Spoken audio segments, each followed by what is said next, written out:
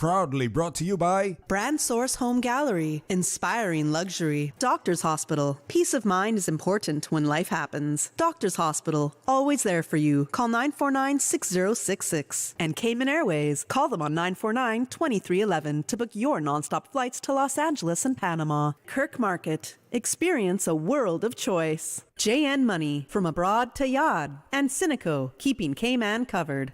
We ask our listeners and viewers to avoid any statements or comments which are abusive, derogatory, malicious, or defamatory. Do not use indecent language or make any statement that is false or misleading. Call 1-800-534-8255, 949-6990, 949-8037, or WhatsApp us on 925-3261. Live from Radio Cayman Studio. This is For the Record with Ort Connor. Hear from your government officials, independents, and the opposition on issues that matter to you. For the Record. Engage in an open dialogue between residents and lawmakers. With Ort Connor. Informative, impartial, insightful. This is For the Record. And now, your host, Ort Connor.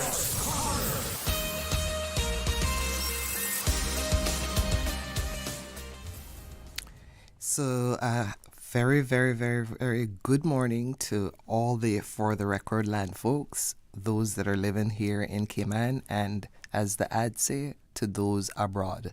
So this morning, Steve and, Dr. McField and I were supposed to be sitting in for the one and only OC, but I think the weather outside is probably giving him a hard time, and that's probably explains why he's not here as yet. But again, Dr. McField and I are going to be with you today, and I think we're going to host the Deputy Gov and the Premier later on in the show. They, I think, intend to update you on some of the things that they have achieved in the first 100 days. And without any further ado, I'm just going to jump on the birthday shout-outs because last Friday we missed out on quite a few. And as you know, the birthday shout-outs are brought to you by Coca-Cola, available across the Cayman Islands, and accept no substitutes. Share a Coca-Cola with someone special. And with that, I'd like to shout out birthday greetings to Gwenda Rich.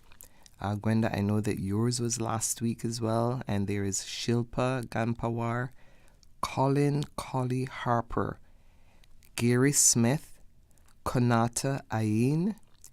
And today we have a birthday for Ingrid Holder, Justin Woods, and I think that's Justin that I know that's from Bordentown, Horatio Esteban, Dwayne Ebanks, Emrand Henry, Ellsworth Neal. I want to say I know Dwayne as well. That is someone that I know. And if I'm on the radio now and I don't say that I know these folks, when they see me outside, they'll just give me hell. But I'd also like to say that I so appreciate spending time with you on the show, and I was really happy to be provided with that opportunity to do that with Dr. McField. It's been our privilege to do that because I know how hard OC and the members of the Radio Cayman team has worked over the years to develop this particular platform. And it provides people with an audience to call in and talk about things that concern them. As I said on Friday, there seems to be a shift also in the way in which Caymanians are beginning to speak up about issues that concern them. I know for such a long time we were reticent to share our thoughts, and we would usually limit it to conversations that we have on the porch.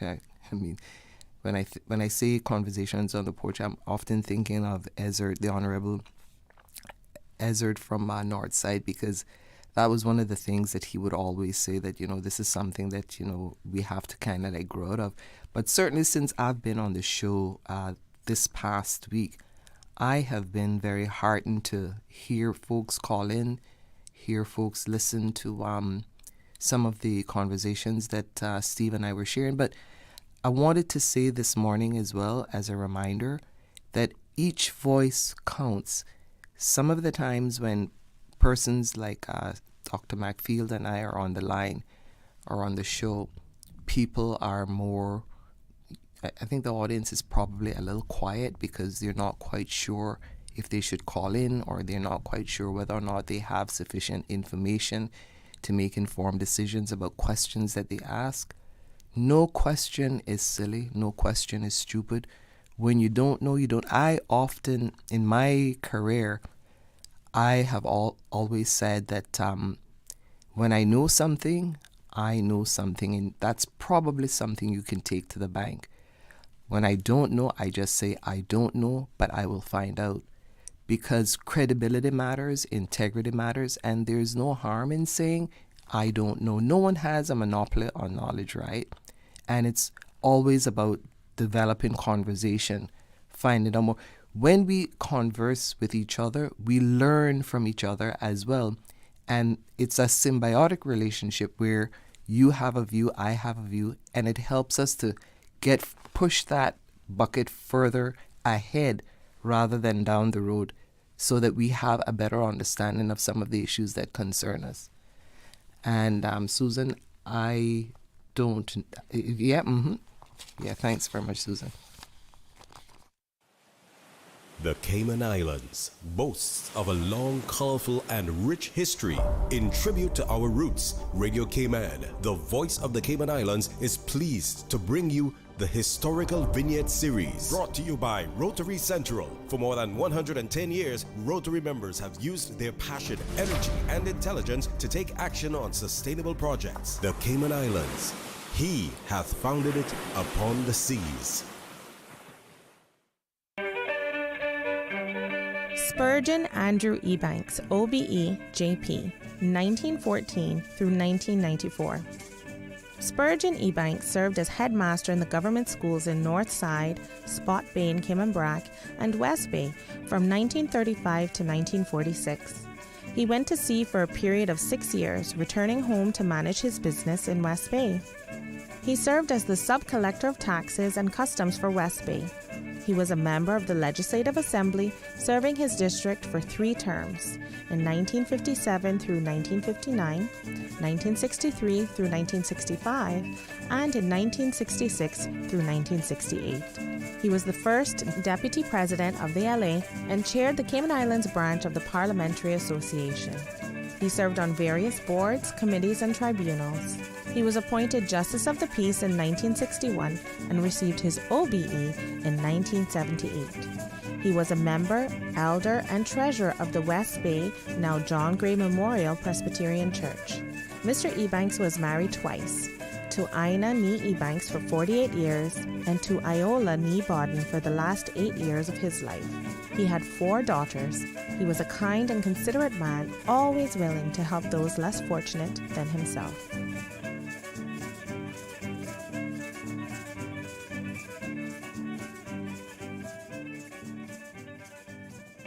Radio Cayman's Historical Vignettes was brought to you by Rotary Central. For more than 110 years, Rotary members have used their passion, energy, and intelligence to take action on sustainable projects. Since 1993, Rotary Central has worked diligently each year to provide quality bus shelters to our community.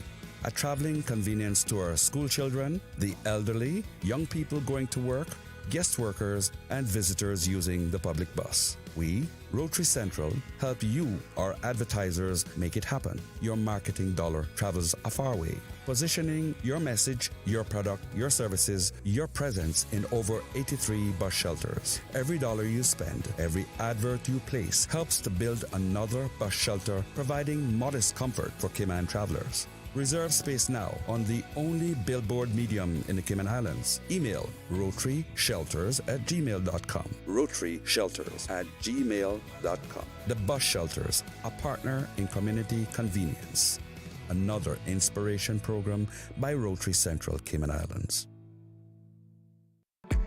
Shipping to the Cayman Islands is fast, reliable, and seamless thanks to Cayman Airways Cargo. Need it faster than ocean freight? Cayman Airways Cargo offers multiple cargo flights to Grand Cayman from Miami weekly, so your packages, whether big, small, or in between, will arrive in no time. You can even use a Cayman Airways Cargo US address for your online shopping. Cayman Airways Cargo is also the only carrier providing air freight services for Cayman Brac and Little Cayman. Contact us today and see why Cayman Airways Cargo was voted as Cayman's best cargo and logistics company in the Best of Cayman Awards. For details, visit CaymanAirways.com/cargo.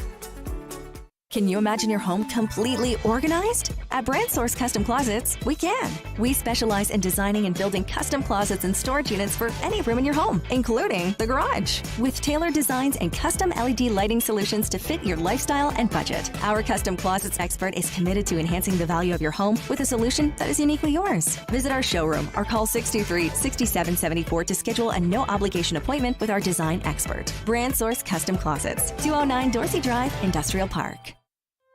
Looking for fresh, healthy food that's full of flavor? Then you've got to visit Kirk Market. Our dishes are made with fresh, high-quality ingredients. Enjoy vibrant mixed greens or satisfying pasta salads. Or try one of our delicious grill options like blackened chicken, spicy beef steak, or grilled salmon. Looking for something light and flavorful? We've got sushi rolls and poke bowls prepared daily.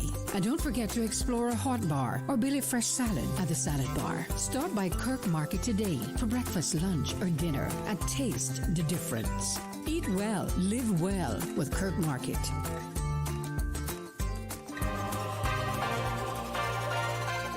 This summer, happiness is better when you share it. Coca-Cola invites you to share a Coke with someone special. Grab an ice-cold Coke and find a name. Maybe theirs, maybe yours, maybe a surprise. Because nothing says you matter like sharing a smile and a Coke. So who will you share a Coke with today? Find your name, find your friends, and share a Coke. Available now. Stores island-wide. Start. Stop. That's how long it takes to react to a child crossing the street. How long would it take you to apply the brakes? How long would it take the parents to forgive you? How long would it take you to forgive yourself? Slow down. Save a life. Not only theirs, but your own. Texting, speeding, and ignoring safety rules can cost lives. Visit gov.ky/road safety to learn more and help keep our roads safe.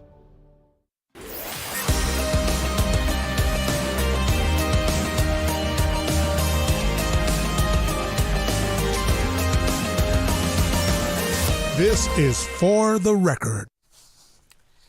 So, good morning again. Good, yes. But guess who is here? For a minute, Steve, I thought that you were going to do a no-show.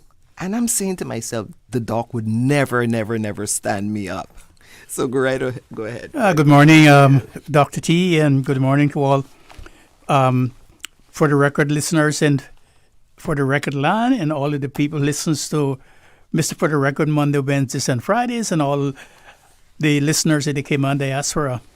No, Dr. T, it's real funny, you know. I was driving in the rain, and, you know, people are driving so slowly and taking their time, actually, and people sort of are more careful when it rains, and that was a good thing. Mm-hmm.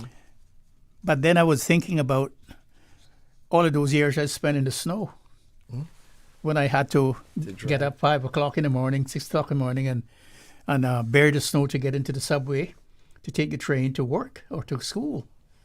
And say that we have it really great in the islands here. We don't have all of those things, and we don't have to think about buying heating oil to heat our furnaces at winter time. You can just jump into your car and maybe stop at a gas station and gas up, and then you're gone. Mm-hmm. So, no, the only thing that would keep me from this morning show would be probably being very unhealthy. I couldn't walk, or death. That's the only thing that would keep me from this show. It's very important that we finish what we started. And of course, it's very unusual. I don't know how usual it has been, but it's very usual for me to be on a show with you, and for us to have two of the heads of the different branches of the government in the studio. Absolutely. You know the three branches of government: the judicial, legislature, and the executive. And here we have today. You're honored with the two of them. Honored with the head of the executive arms of government and the head of the political arm of the legislature, legislative arm of government, and that's very unusual. And I would not miss that for anything. Like Gilbert McLean always says to me, we always be at the right places at the right time.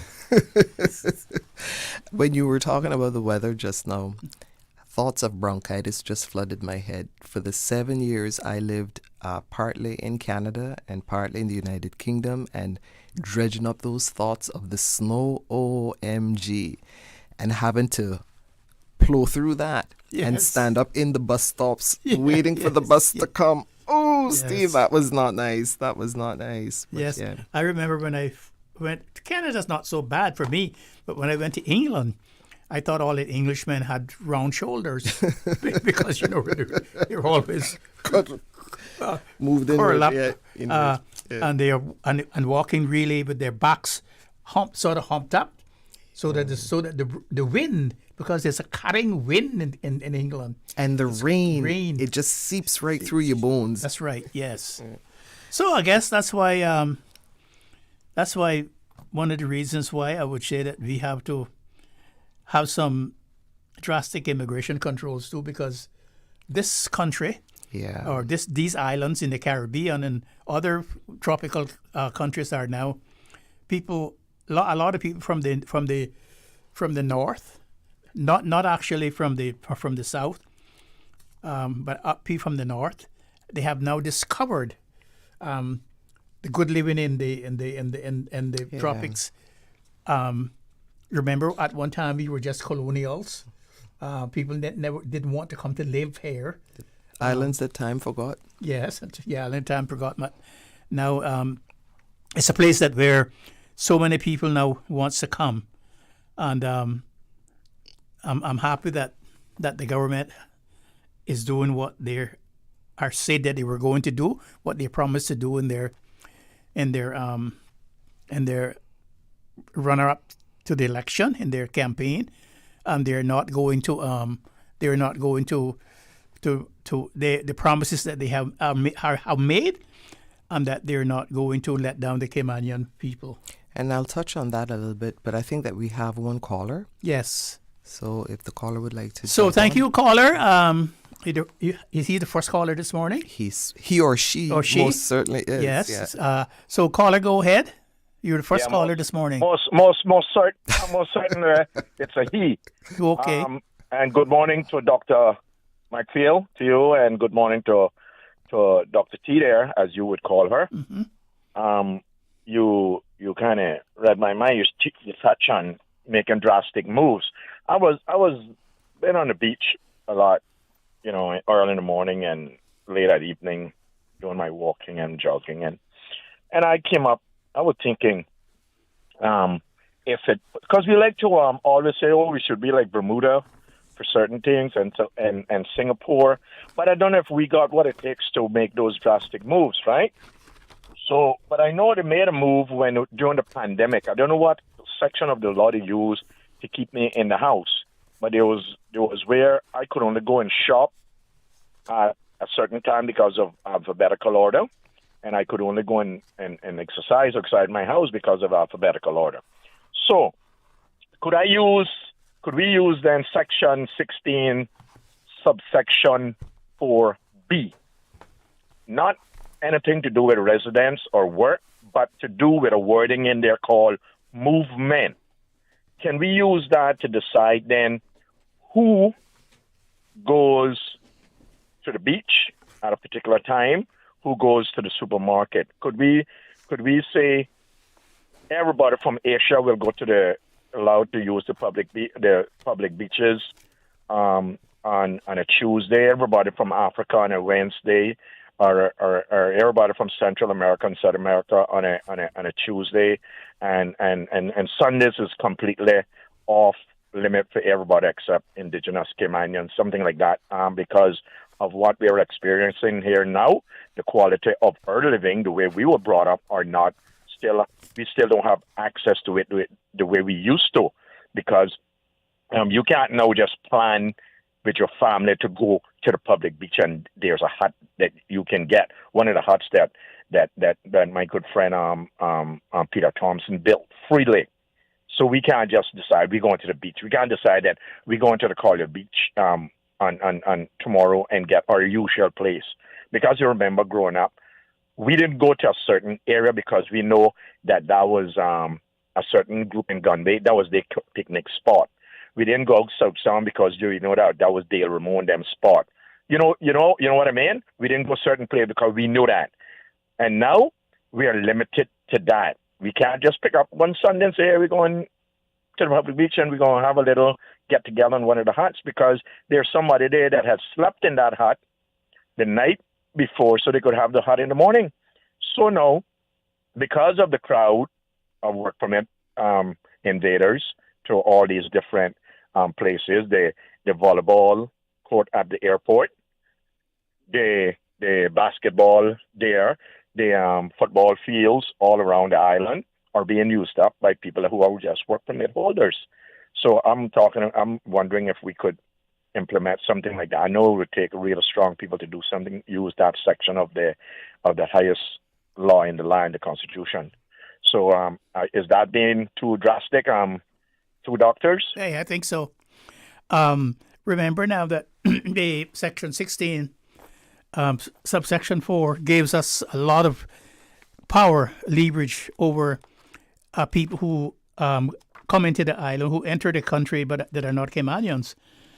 We have a lot of discretion of what they can do, where they can work, what businesses they can get into, etc., etc. But all of those things have to be reasonable in a democratic society. I think the Constitution says something the words to that effect, and to do that, to have them enter into the country and then say they can only go to the beach at one particular day of the week, or the Afghans or something, that would not be, to me, that would not be reasonable in a democratic society. They could challenge that, and we would be in the wrong. I don't think that would be justified and being reasonable in a democratic society. I think it's also discriminatory as well. Yeah, it would be. Yeah. It would run afoul of the discriminatory sections in Section 1 of the same law that gives us the right to control immigration. I think what I'm hearing is the broader question that Graham is asking, and I was surprised a little bit only because he's not the only person that I have heard speak of how they feel that Caymanian privileges Caymanians don't have the privileges that they used to have, even when it comes to going on the beach. I'm not necessarily someone that goes into camps. I'm not that type. I only did go into camps when I was forced to do so with Girls Brigade. But I know in Easter, I often hear persons that I hang around with say, well, we have to plan and make sure that we have a portion of the beach actually sorted out so that, that we can enjoy what we used to enjoy historically, because you never know if this spot or that spot is going to be taken by that group or the next group. So the broader questions goes towards population growth, immigration, and how are we going to accommodate those changes that come with immigration? So Susan says we reached that time of the morning where we have to stop for the 8 o'clock news, and Lord Graham, if you want to hold on, when we come back, but it's an interesting thing because there are more to it. But we have to go to the news now, and if you want to hold on or you want to call back after the news, please feel free to do so. Good morning. Studio time now is 8 o'clock, brought to you with the kind compliments of Foster's. When you're on the go, the experienced team at Foster's Pharmacy are here to help. Drop off your prescription while you shop or WhatsApp us and we'll prepare it, ready for your arrival. Whether you need prescription or over-the-counter medications, blood glucose testing, or advice on vitamins and supplements, we're here early in the morning to late at night. Both of our locations at our Camana Bay and airport stores are open 7 a.m. to 9 p.m., Monday to Saturday. For more info, visit fosters.ky/pharmacy. Foster's Pharmacy. Better health because we care. Yesterday, today, always and forever. Radio Cayman in the Cayman Islands. The 8 a.m. news is brought to you by ValueMed Pharmacy. Save time and order your prescription refills online at value-medpharmacy.com. VALU-medpharmacy.com. For today's biggest news. Radio Cayman, the voice of the Cayman Islands.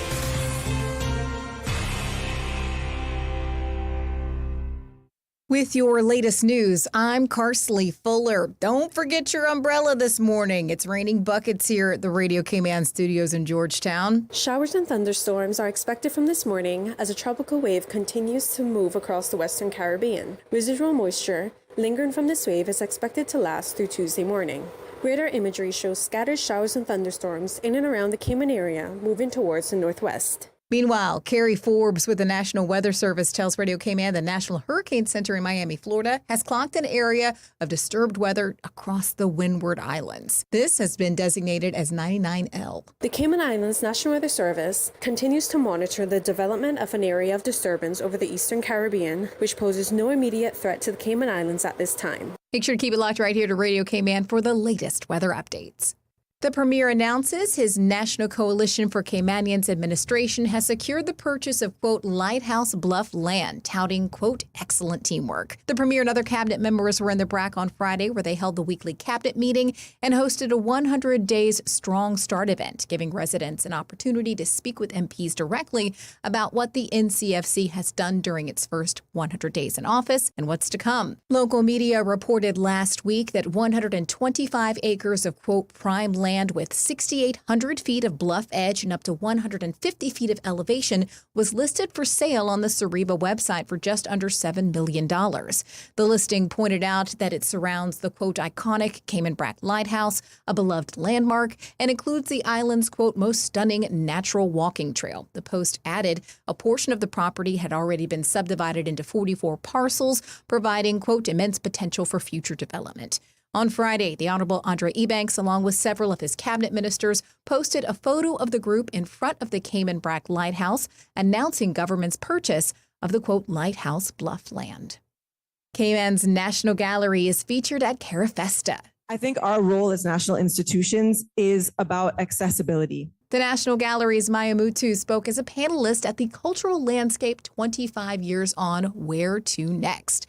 The conversation brought together curators, art critics, researchers, and arts practitioners from across the region and wider diaspora to explore the role of national galleries in the Caribbean, the relationship to other art institutions and art spaces, and the contribution of art writing and public dialogue to the growth of the cultural landscape. In addition to the panel, the National Gallery team installed work by 4 leading Caymanian artists in the Carafesta Regional Exhibition that highlights the theme Caribbean Roots, Global Excellence.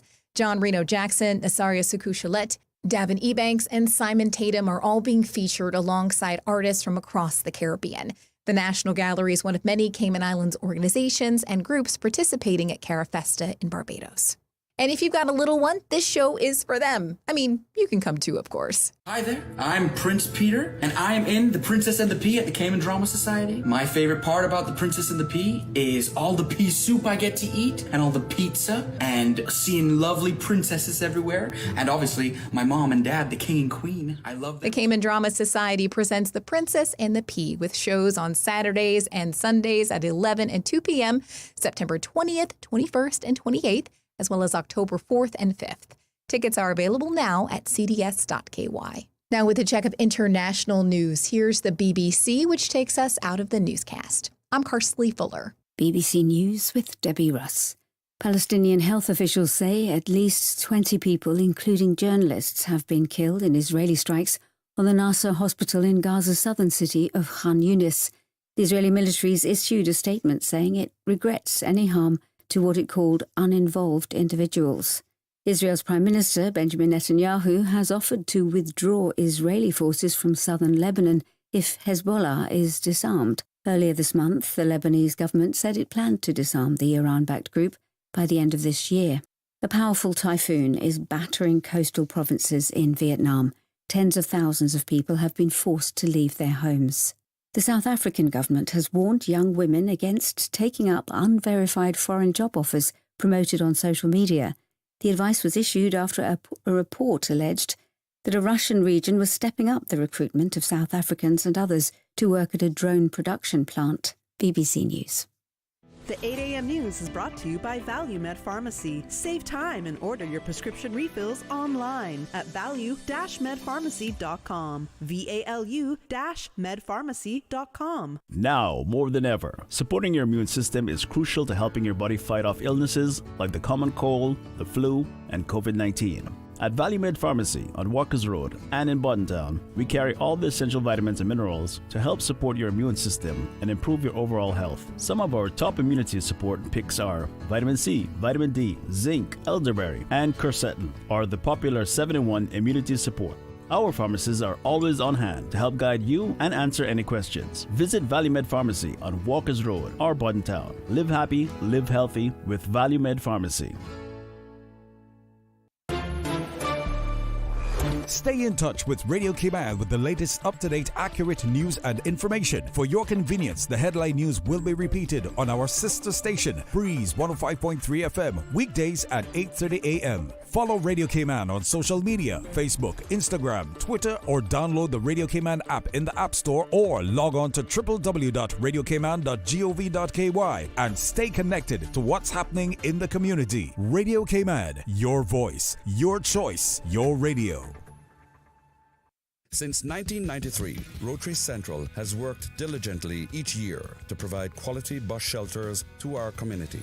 A traveling convenience to our school children, the elderly, young people going to work, guest workers, and visitors using the public bus. We, Rotary Central, help you, our advertisers, make it happen. Your marketing dollar travels a far way, positioning your message, your product, your services, your presence in over 83 bus shelters. Every dollar you spend, every advert you place helps to build another bus shelter, providing modest comfort for Cayman travelers. Reserve space now on the only billboard medium in the Cayman Islands. Email rotaryshelters@gmail.com. rotaryshelters@gmail.com. The Bus Shelters, a partner in community convenience. Another inspiration program by Rotary Central Cayman Islands. Hey man, it's time to move. Lace up those sneakers and join the Alzheimer's and Dementia Association of the Cayman Islands on Sunday, September 7th at Kamana Bay for the World Walks Against Dementia 2025 5K Run Walk. Be part of something big, a global movement spanning 61 countries, and to walk and run together to raise awareness and support for people living with dementia, their families, and caregivers. One day, one cause, one powerful step at a time. Register now at Race Caribbean or download the form at adacayman.ky. Adults are $25 and children 17 and under or $10. Let's walk for those who can't. Let's walk for change. Let's walk against dementia. ADACI. Together, we're making a difference. The 8 a.m. weather update brought to you by CG Brickade, where people come first.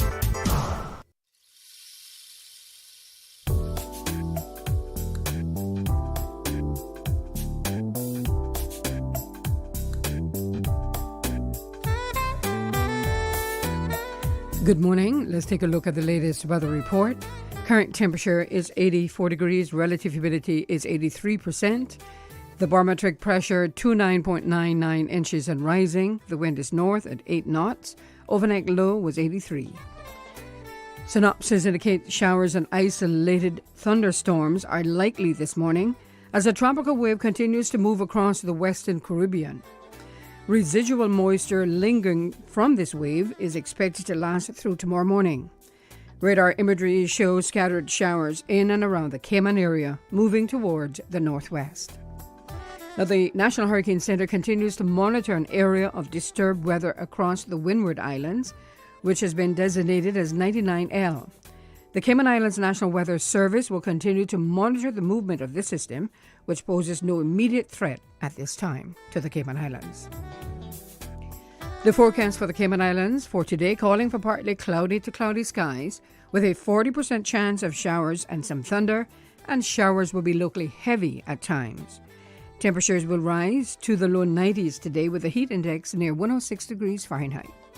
Your winds will be easterly at 10 to 15 knots, and seas will be slight with wave heights of 1 to 3 feet. Pretty much the same for tonight, partly cloudy to cloudy skies with a 40% chance of showers and possible thunder for tonight, and temperatures falling to the low 80s. Winds will be east to northeast at 5 to 10 knots, and seas will be slight with wave heights of 1 to 3 feet. You can expect a high tide this morning at 10:41, low tide this afternoon at 4:28, and a high tide again tonight at 10:29. The sun will set this evening at 6:44 and will rise tomorrow morning at 10 minutes past 6. And the outlook is calling for another increase in showers associated with a tropical wave that is expected to drift near the Cayman area by Wednesday morning. And that's the very latest on your weather report.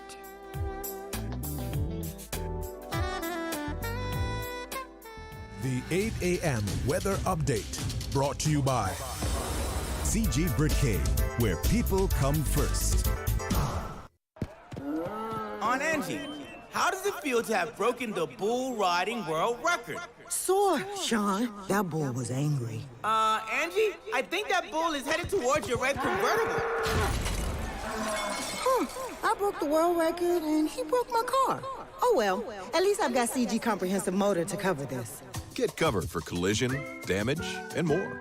CG Britcay. Good like that. All benefits are subject to policy provisions, including eligibility at the time of service. Shipping to the Cayman Islands is fast, reliable, and seamless thanks to Cayman Airways Cargo. Need it faster than ocean freight? Cayman Airways Cargo offers multiple cargo flights to Grand Cayman from Miami weekly, so your packages, whether big, small, or in between, will arrive in no time. You can even use a Cayman Airways Cargo US address for your online shopping. Cayman Airways Cargo is also the only carrier providing air freight services for Cayman Brac and Little Cayman. Contact us today and see why Cayman Airways Cargo was voted as Cayman's best cargo and logistics company in the Best of Cayman Awards. For details, visit CaymanAirways.com/cargo.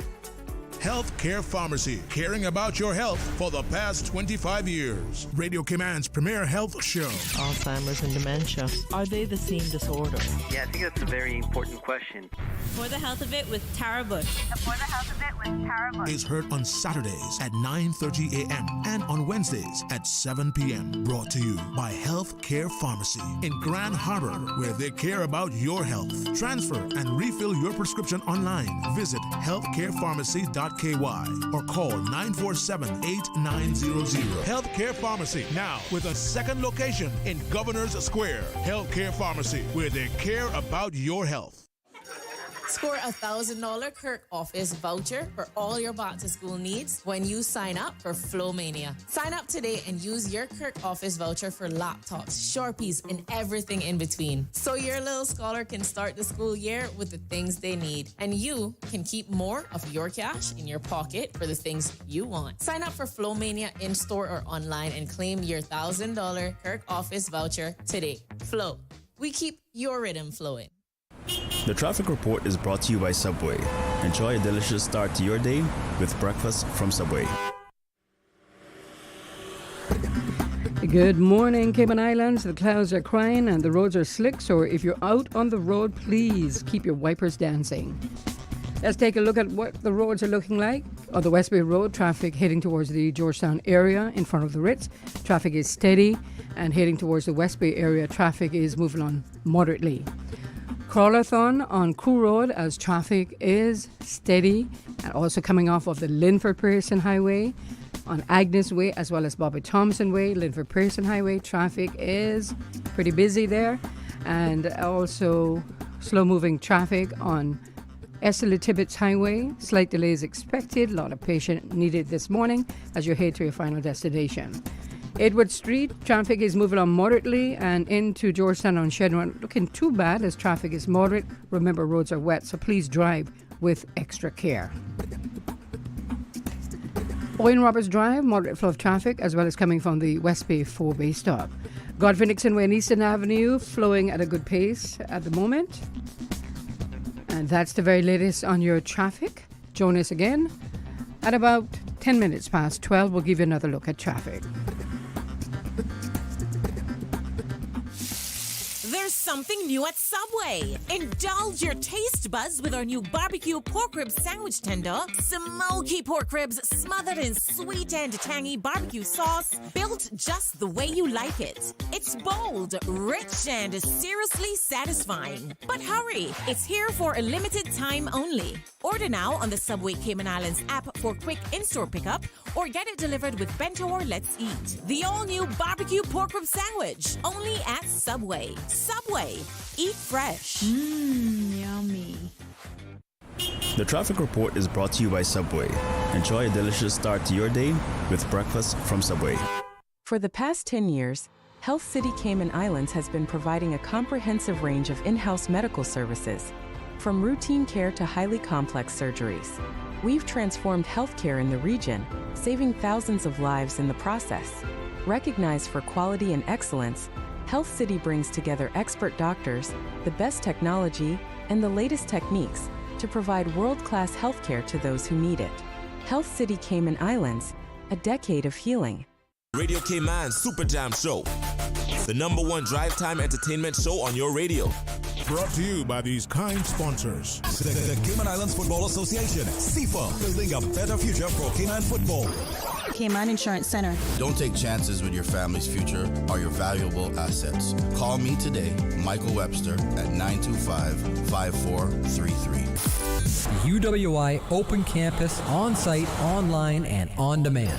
Visit open.uwi.edu. Call them today at 946-8322. Also brought to you by Cayman Airways. Call them at 949-2311 to book your non-stop flights to Los Angeles and Panama. And Coca-Cola, available across the Cayman Islands from Tortuga wholesalers. Accept no substitutes. Taste the feeling with Coca-Cola. The #1 drive time entertainment show on your radio.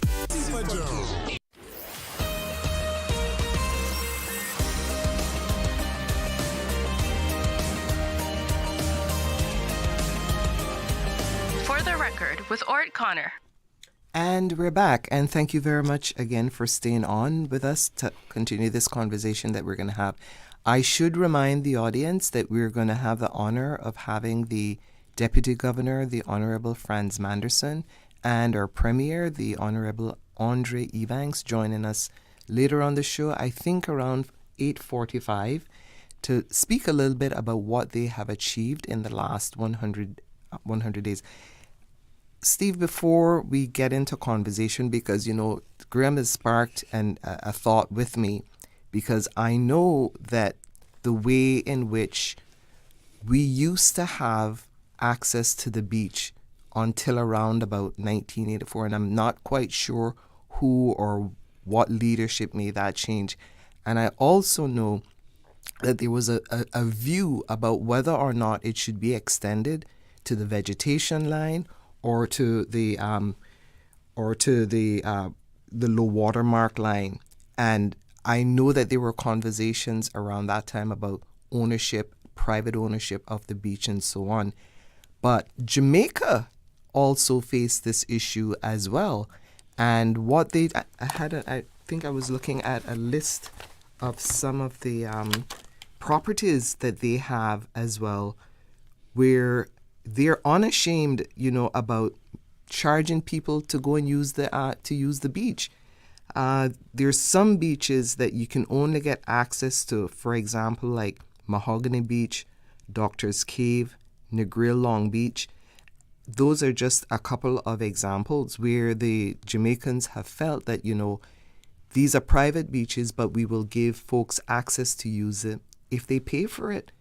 And you can see where it kind of like makes sense, maybe from our perspective, with respect to the maintenance and cost of maintaining the facilities that we have on the beach and so on, because people use it and they don't pay a fee and so on. But I am curious as to what really triggered or what motivated leadership in around about 1984, around about that time, to make the changes so that that it's going to be almost impossible for, any government to even think about going back to saying that the beach is you only own the beach up to the high water mark level. Well, as Mr. Ormond Panton used to say when he was alive, the late Ormond Panton, that filter lucre, something like that. That means the dollar. Oh, that dollar is when tourism started, and the money started coming into the coffers in the government, and the same thing in Cayman too. The government started to make adjustments to facilitate the dollar, to facilitate those people who were coming, so that they were giving access to all the facilities on the country. Remember now, many countries, you can't build on the beach side you cannot build any buildings on the beach side. The roads, whatever where the beaches are. I know, and in Cuba, when I went there, I was shocked to see that there were no buildings allowed on the beach side. The beaches are free. But as we start growing and people start buying land and building condominiums on the beaches, on the beach side of the road, in 1984, I think it was, the then Minister of Works, and then started, I understand, the then Minister of Works in 1984 changed the law, because the law until then was that you could only build up to the vegetation line. Anything beyond the vegetation line was the Queen's Bottom, was what they called the Queen's Bottom, where the sea ebbs and flows was for the crown, was for people. People owned that. The crown owned that. And they could not push you off that as long as you were not on the vegetation line side of the beach.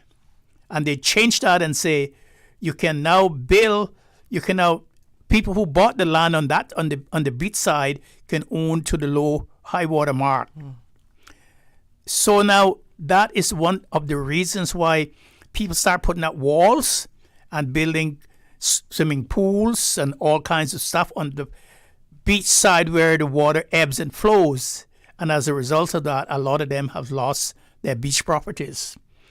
But the problem is that was changed in 1984 to give all of these people who were bringing in the money. And remember now that the buildings on the north side of the island, particularly, were the place where the most money was spent, and that hired a lot of people building those condos, and so they got what they wanted, and so we thought that we were facilitating them and making them happy, and they would come back and they would tell other people to come back and bring more money and build more.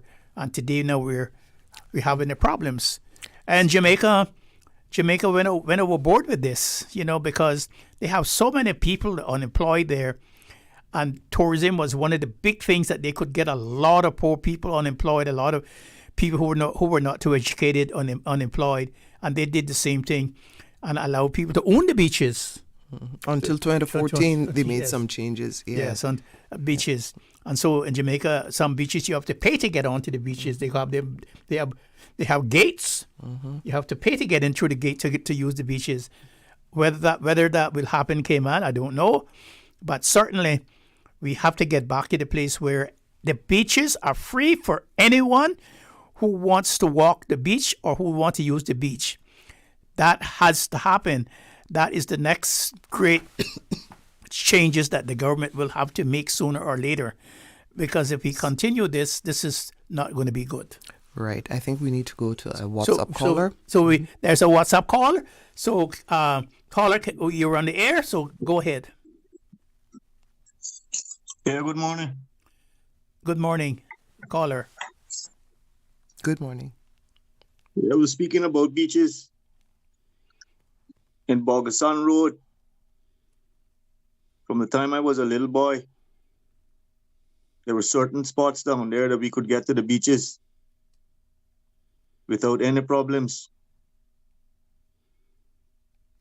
And then there was a law that people had to make beach accesses to the beach when building homes there. And every one of those homes that have beach accesses to the beach, they block those beach accesses with private gates. They have signs up there saying only people with keys are allowed to get in to this beach access. There's only one public beach access on Bogasan Road with a government sign, and that one is by slippery edges. So if people try to walk across those slippery edges to get to the beach, especially old people or people with children, they could slip down and get seriously injured. And the other beach accesses that these people put there by law that are now blocked off, if an ambulance was to come and needed to get access to that area of the beach to save somebody's life, that person could probably lose their lives because of that gate, those gates being locked, and the ambulance drivers not being able to have access through that area in order to reach someone to save a person's life. And if that was to occur, all these owners that are doing this, before this occurs, the government needs to get serious and make sure these beach accesses are open.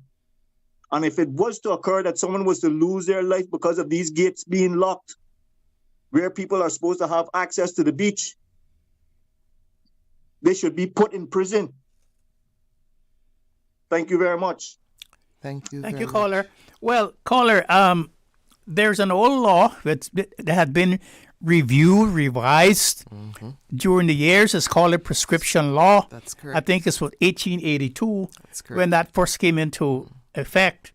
And it says that anyone who uses the beach for recreation, fishing, picnic, sailing, boat making, anything like that, it has a whole lot of things that you can use the beach for a period of 20 years, or any access to get to the beach for 20 years without hindrance from any owner of the land adjoining the beach, that they had an indispensable right to use the beach, an absolute indispensable right to use the beach, and so forth.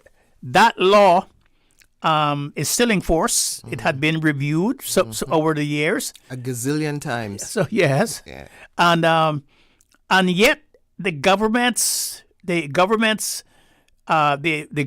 were elected didn't provide any enforcement to make sure that that law that law took effect. And when people came here and they saw that there was no enforcement with the law, they just boarded up the beaches, put gates up the beaches.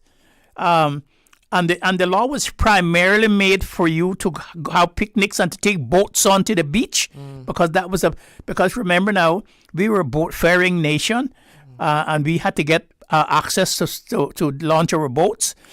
And so other people just came and closed them up.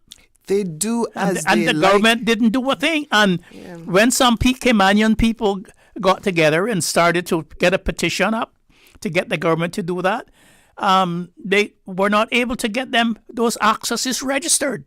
Those access, there should be after the proof that you have been using them for 20 years without interruption, as the law says, they should be on the register.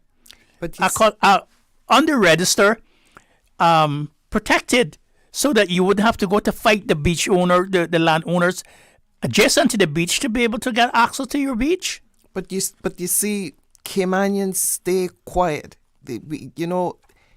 And it really, really, this is one of those things I really struggle with, because people see it, people know it, people observe it, and they do nothing. Yes. Well, I can say now that more of us are paying closer attention. You can hold your leaders accountable. I mean, your voice. Listen, we don't have a democracy without you. The people of the voting community, you are the kings and queens in this island. No one gets elected without you, without your voice. Remember that. You are the kings and the queens. And before I do that, no. Susan is giving me the cutoff, so we're gonna have to go to a break. And remember, we're gonna have two of our special leaders on this morning at 8:45. Shipping to the Cayman Islands is fast, reliable, and seamless thanks to Cayman Airways Cargo. Need it faster than ocean freight? Cayman Airways Cargo offers multiple cargo flights to Grand Cayman from Miami weekly, so your packages, whether big, small, or in between, will arrive in no time. You can even use a Cayman Airways Cargo US address for your online shopping. Cayman Airways Cargo is also the only carrier providing air freight services for Cayman Brac and Little Cayman. Contact us today and see why Cayman Airways Cargo was voted as Cayman's best cargo and logistics company in the Best of Cayman Awards. For details, visit caymanairways.com/cargo.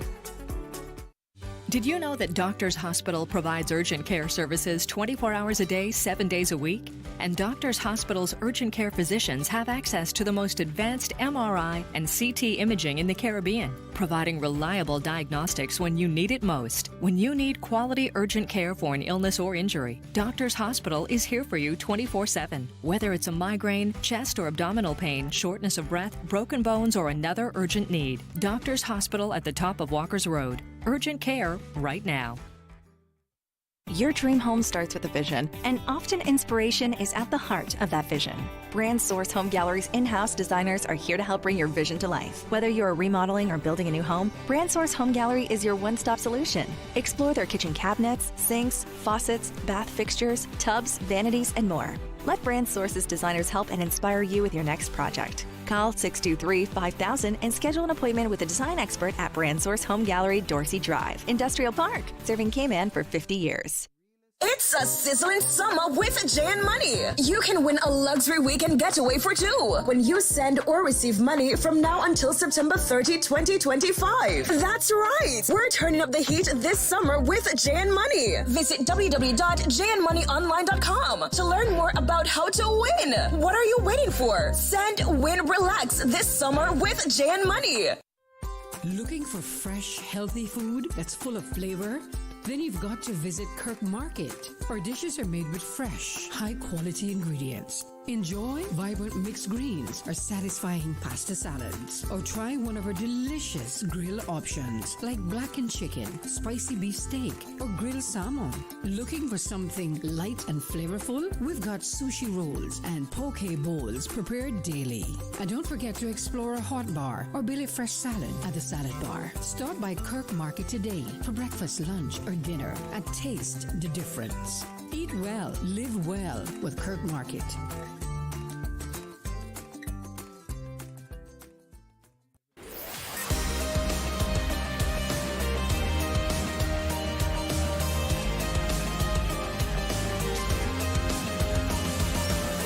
This is For the Record. So, good morning and welcome back. And I'm just going to jump on this birthday call out, shout out, before we get on the calls, because I know there are about 3 people lined up. Someone wrote in and said, "Hi, Miss T and other with you. Please send a special birthday wishes to my beautiful, beloved granddaughter who celebrates her birthday yesterday." Celebrated, I think she meant her birthday yesterday. Greetings from your grandmother, Myrtle, and Uncle Carlington. And this is from Amelia Adams. She said not Amelia. I think she made a note. It's supposed to be Acelia. So, just shouting out and providing the granddaughter with a beautiful birthday wish from Myrtle and Uncle Carlington. And Steve, I'll just pass it over to you. So we for have the 3 callers on the line. Remember, caller that we have guests coming at 8:45. in the next 10 minutes, 15 minutes. So be as brief as possible. Go ahead, caller. You're on the line. Good morning, OC substitutes. Go ahead. Good morning.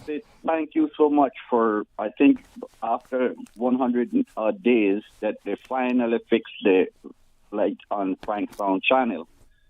And I would like to see that the government or somebody would put it in place where they use that big, beautiful boat that Port Authority have to go around the island in the night and check these lights and get them fixed for all the channels, not just one. It's sad. But on the note that your Lord Graham brought up about the beach, that is something that is seriously need to be looked into, because I had an incident where, I'm a senior citizen. I've grown on this island and I've walked the beaches catching sprats and setting out lines and things. And now you can't do that anymore because we allow so many of the real estate agents to come in here, and I'm not talking about born-blooded Caymanians as real estate agents. I'm talking about the foreigners who come in here to make the big bucks and send it back into their bank account back where they come from. They're not telling the people that the public has the right to walk in the high water mark on the beaches. And I had an incident where a man got pretty argumented with me over it because we were walking in the water. We wasn't up at the high water mark. We were in the water, and he came out screaming at us about this, his private beach, and he paid good money for this, and we not supposed to be there. I told him, I said, listen, man, go back and look at the laws of the Cayman Islands. We have the right to walk up onto the high water mark, and we're in the water. We're not even there. And a few days ago, a friend of mine told me he had the same incident where the man told him we're like stray dogs. He said, you Caymanians are like stray dogs walking all over people's property. Mm-hmm. But there's a good God above, and I believe it was that God who stopped him from saying that to me, because out that venom, pick up a rock and grab him, and I slap him in his mouth with that rock, he would never have another teeth leave in his head. And I know what would happen. You would have the whole Cayman Island police force coming to come arrest me because he's a foreigner, I'm a local. Yep. We have no rights in our country. It's taken away from us, and our government have allowed it to happen. And I'm gonna have to stop you here. Sorry. Yes. But we have quite a few more callers. Yes, but I hear you. We hear what you're saying, and thank you so very much for calling in. Next caller. Good morning. On the subject matter that you're speaking of, the public beach accesses, there are two in particular that continue to really irritate me. The one that I see most often is between the Westin Hotel and the governor's residence. Every time I'm coming up that drive from Costules going back onto West Bay Road, it is straight in front of you. I just sent a photograph actually on your WhatsApp. I don't know if you received photograph. Mm-hmm. But the Westin continues to use that as a part of their storeroom, workshop, whatever. The vehicle you see parked there and the container, they're all Westin. They belong to the Westin, and the public cannot access that. It's one of only 3 drivable public accesses on West Bay Beach. The other one was by the Ritz, and the Ritz took that over, and it's now chained off and says it's their fire access. I don't know if that was done legally or they just captured it, but that is chained off. You can no longer use that. The one at the Westin is impenetrable, and the only other one is down by the Christopher Columbus and the Anchorage. That one is still open. The second one that has been taken over by private use is right next to the monument on Old Prospect Road. That is the most... I don't know how an owner could be. So he has actually put his deck and his garbage receptacles. He has completely taken in the public beach access and made it a part of his property.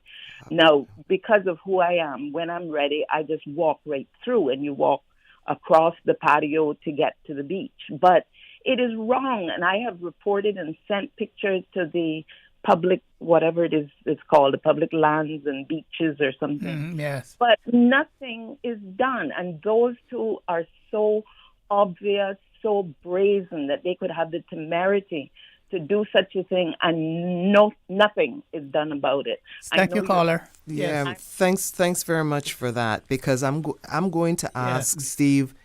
Steve and I will actually look into that. Yes, because it is silly. And caller, I just want to let you know, none of those people that you mentioned are the government, and none of those people are the police. So you look yourself in the mirror and say who's responsible then for protecting your rights. Exactly. No one could, I'll bet you will not allow anyone to come into your house and to eat your food and to chastise your children without your consent. That would be, you would hear that all over the world, all over the island. It is our people that allow this to happen to us. We are the people who work and help them and who vote for them. Remember now, they come every 4 years and offer themselves to do our public business for us that we cannot do all collectively by ourselves. We are the ones who are responsible for enforcing the law to allow us to access to our beaches. If the Ritz-Carlton and all of those people are whoever's doing it, sure, they get away with it, but they're not the government.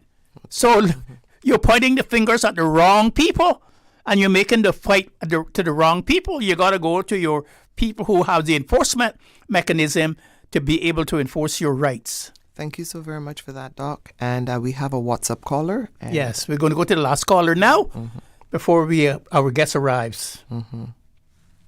Caller, go ahead. Hello, am I on? Yes. Hello? Yes, well, I know that I've got just under 2 minutes. I should be able to do it. Yes. I was privileged to represent some beach access activists some time back, and later on became a small-time activist myself. And the problem here is the enemy here is the government and specifically the Attorney General, because 500 affidavits were actually filed to prove 200 beach accesses. The registrar of lands refused to register them. According to the law, she is supposed to, in that case, refer the matter to the Attorney General or to the Grand Court. The Attorney General advised her not to refer the matter to the Grand Court. Clear violation of the law. Nobody has done anything. We did a motion. We gave to 2 MPs who brought the motion. They were forced to withdraw it by the government.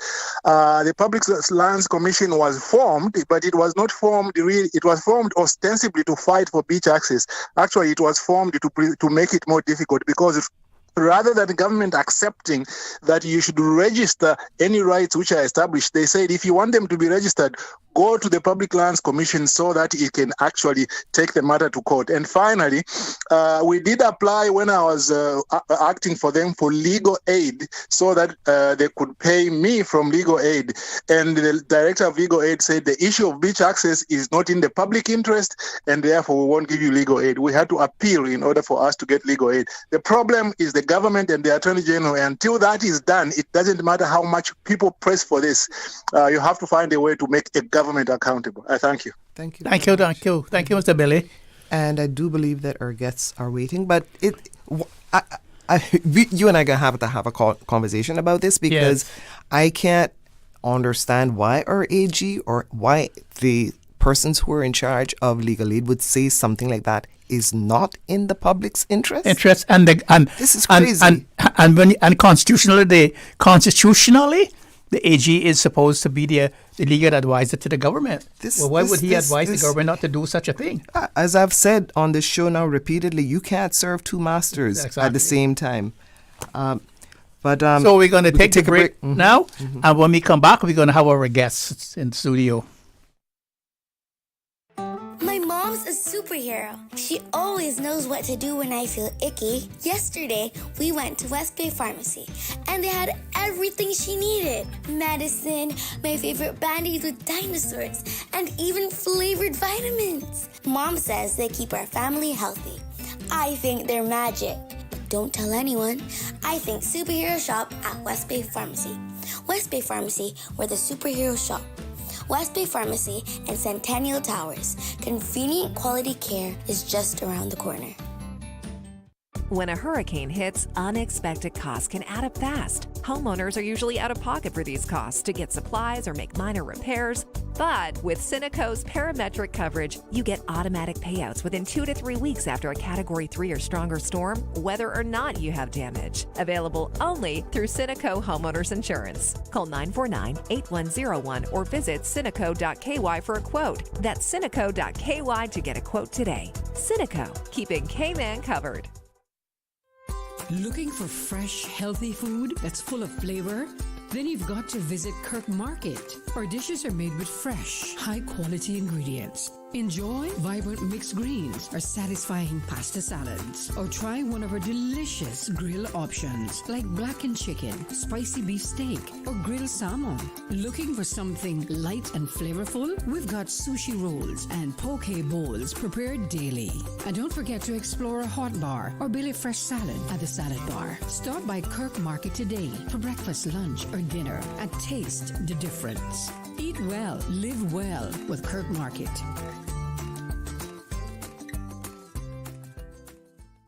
At Kirk's Home Center, we can make your life much better.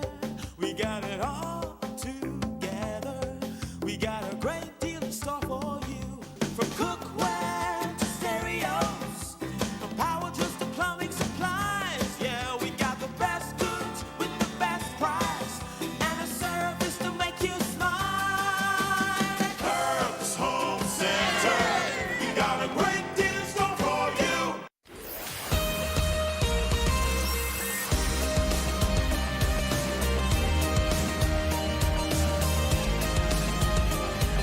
For the Record with Ort Connor.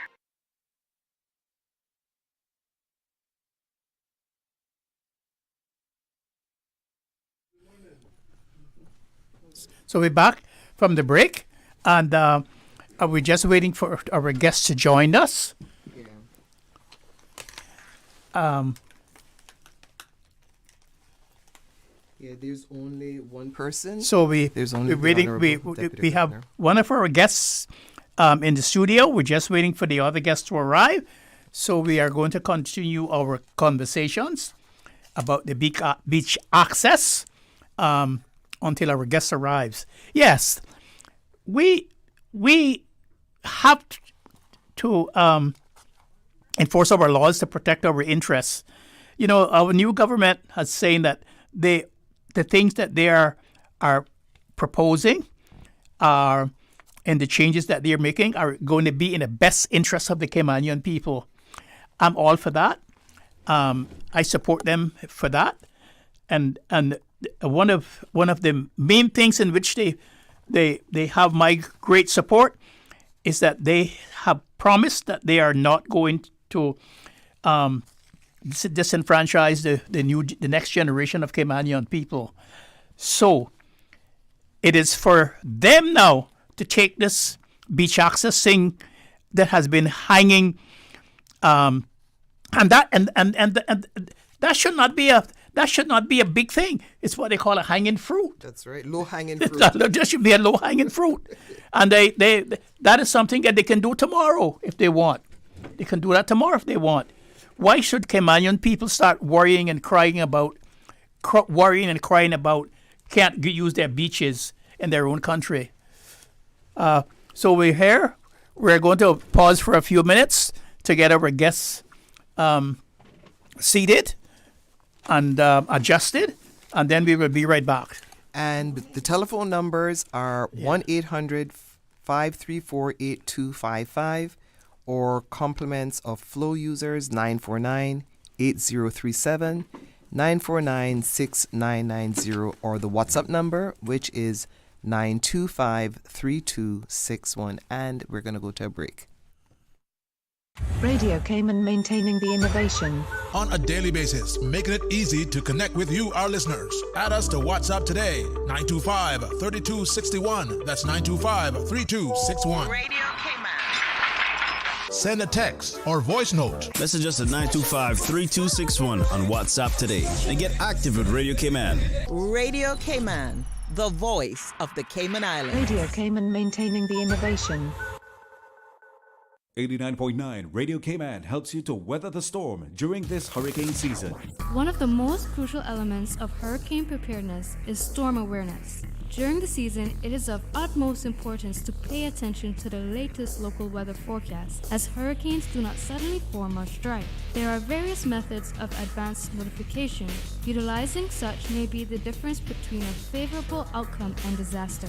Both television and radio serve as excellent mediums with up-to-the-minute storm path information in the wake of a hurricane.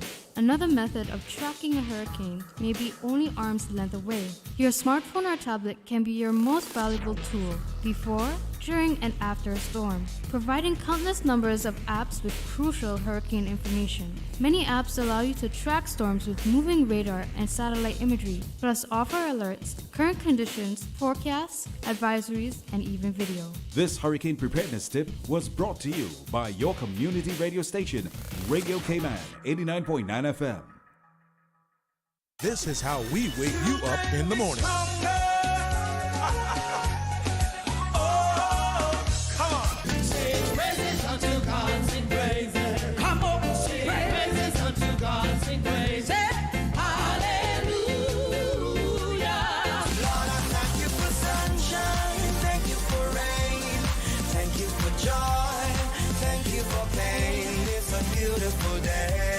Praise time on Radio Cayman.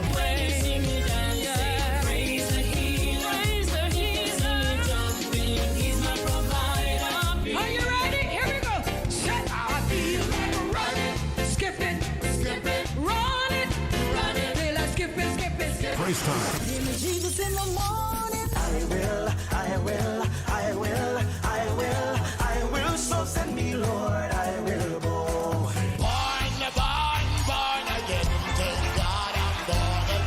Weekday mornings from 6 until 6:30.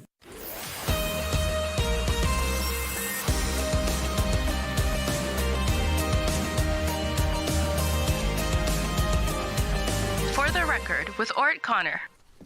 So, let's get this right now. It's not OC. Yes. It's not OC that's here. It's Madame Theresa, as someone said. Yes. And Sir Steve. Yes.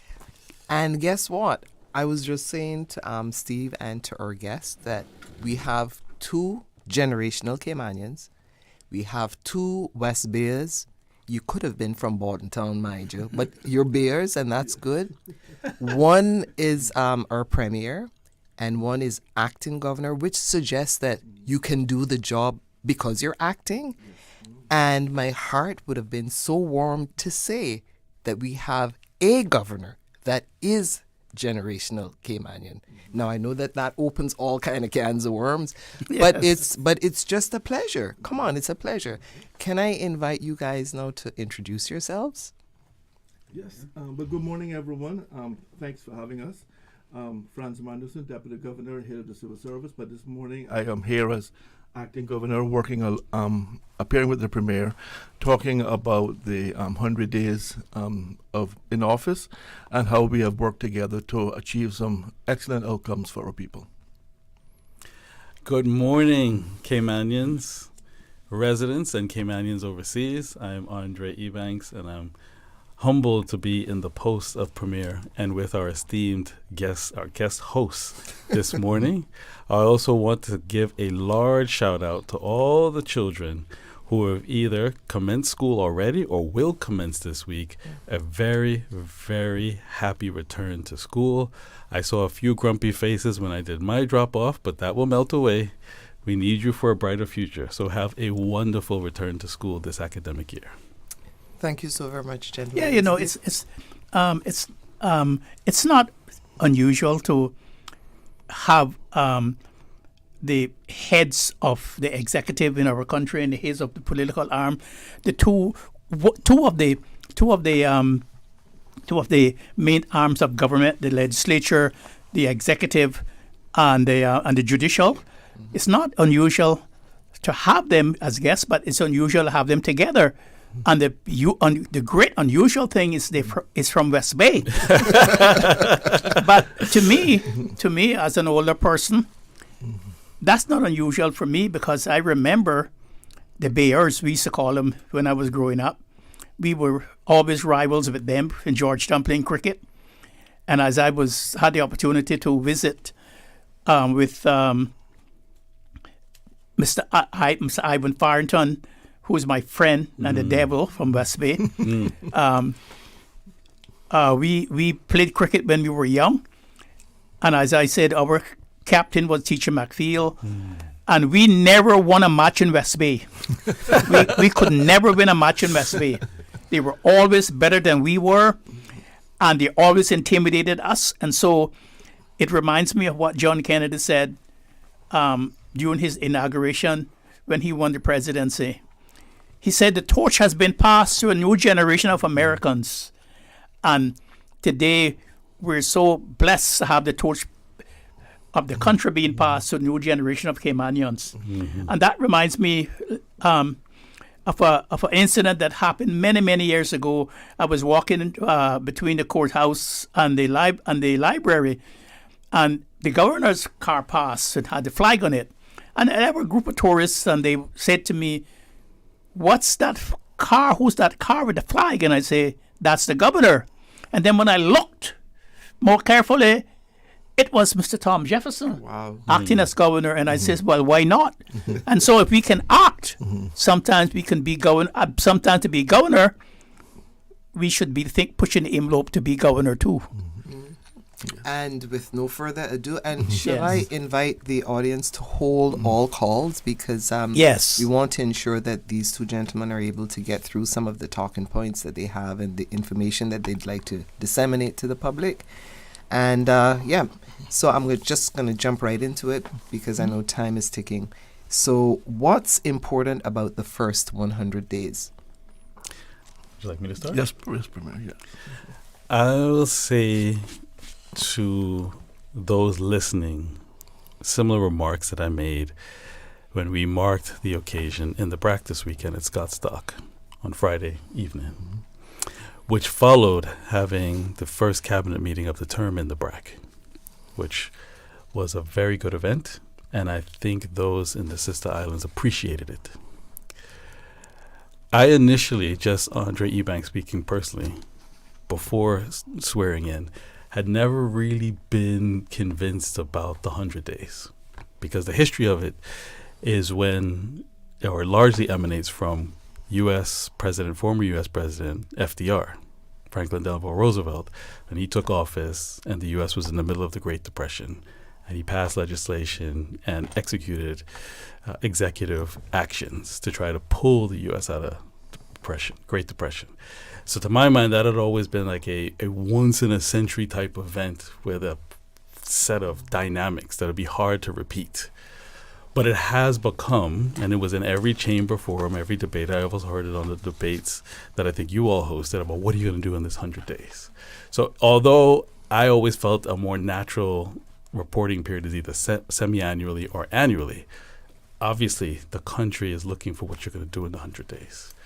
So I said, okay, although the purpose of this administration is to try to empower Caymanians, create a more strong and fairer Cayman, if this is what the public is calling for, and we know we want a strong start anyway, we might as well embrace the occasion and do a report and two events.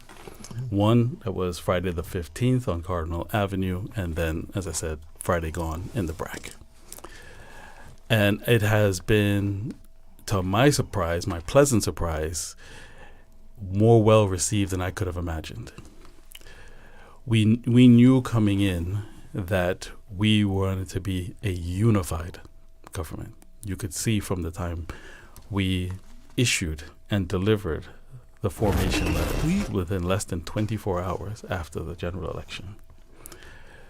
We knew once we got together and we decided the subject areas, we wanted ministers to hit the ground running. fix long-standing problems, not kick the can down the road, innovate and prepare for the future. We were also blessed to have the leadership of the civil service who, as we took office and had our first set of meetings, mentioned, we have watched the campaign. We have dissected and analyzed the manifestos.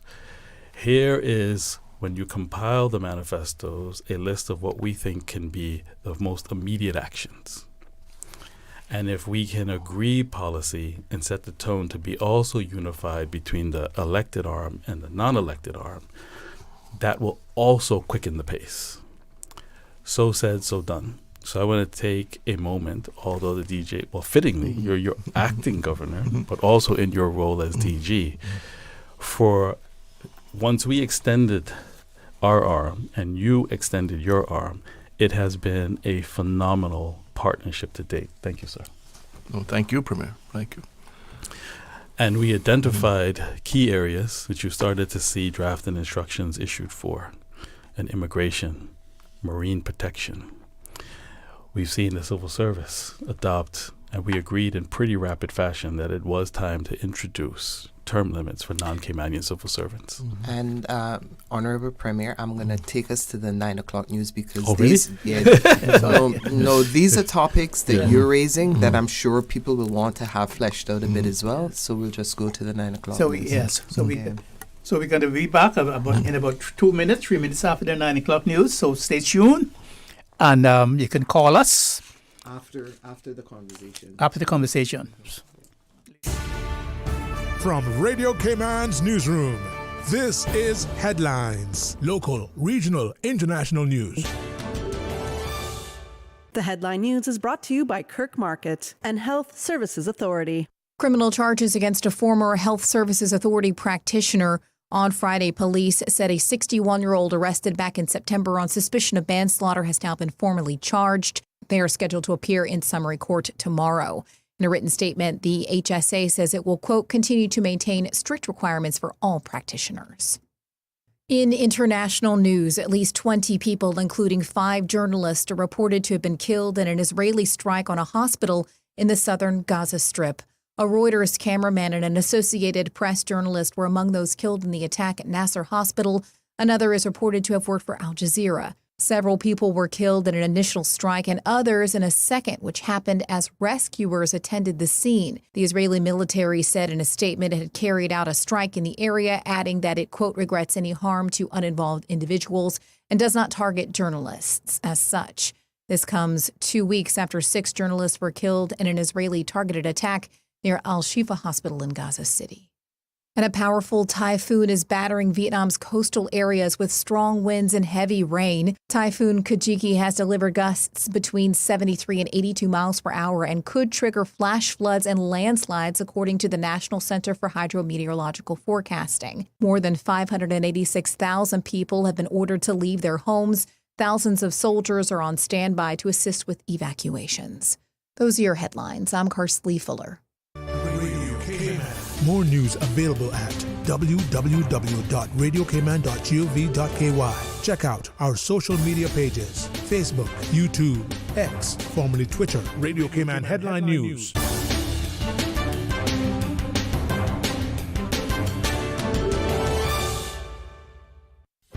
Do you have a healthcare question but not sure who to ask? Contact HSA's Patient Call Center to speak to one of our experienced clinical team members. We are here to answer your questions and help guide you through your healthcare journey. Need to make an appointment? Our team can help. Contact HSA at 949-8600 or email info@hsa.ky. At HSA, we are committed to caring for you.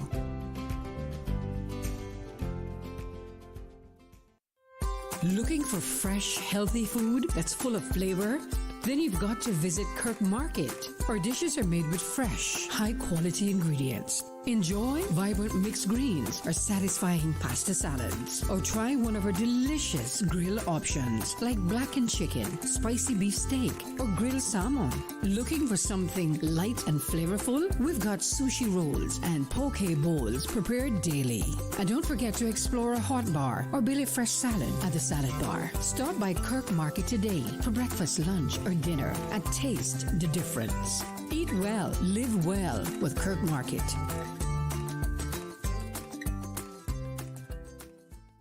It's a sizzling summer with J&. Money. You can win a luxury weekend getaway for two when you send or receive money from now until September 30, 2025. That's right. We're turning up the heat this summer with J&. Money. Visit www.jnmoneyonline.com to learn more about how to win. What are you waiting for? Send, win, relax this summer with J&. Money. Can you imagine your home completely organized? At Brand Source Custom Closets, we can. We specialize in designing and building custom closets and storage units for any room in your home, including the garage. With tailored designs and custom LED lighting solutions to fit your lifestyle and budget. Our custom closets expert is committed to enhancing the value of your home with a solution that is uniquely yours. Visit our showroom or call 623-6774 to schedule a no-obligation appointment with our design expert. Brand Source Custom Closets, 209 Dorsey Drive, Industrial Park.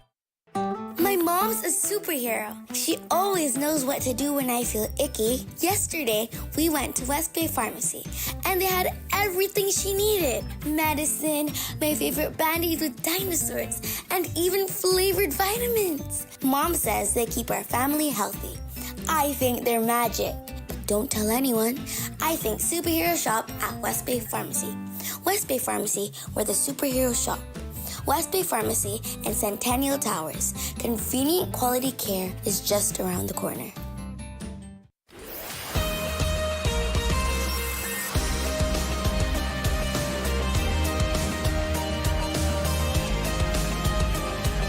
For the record, with Ort Connor.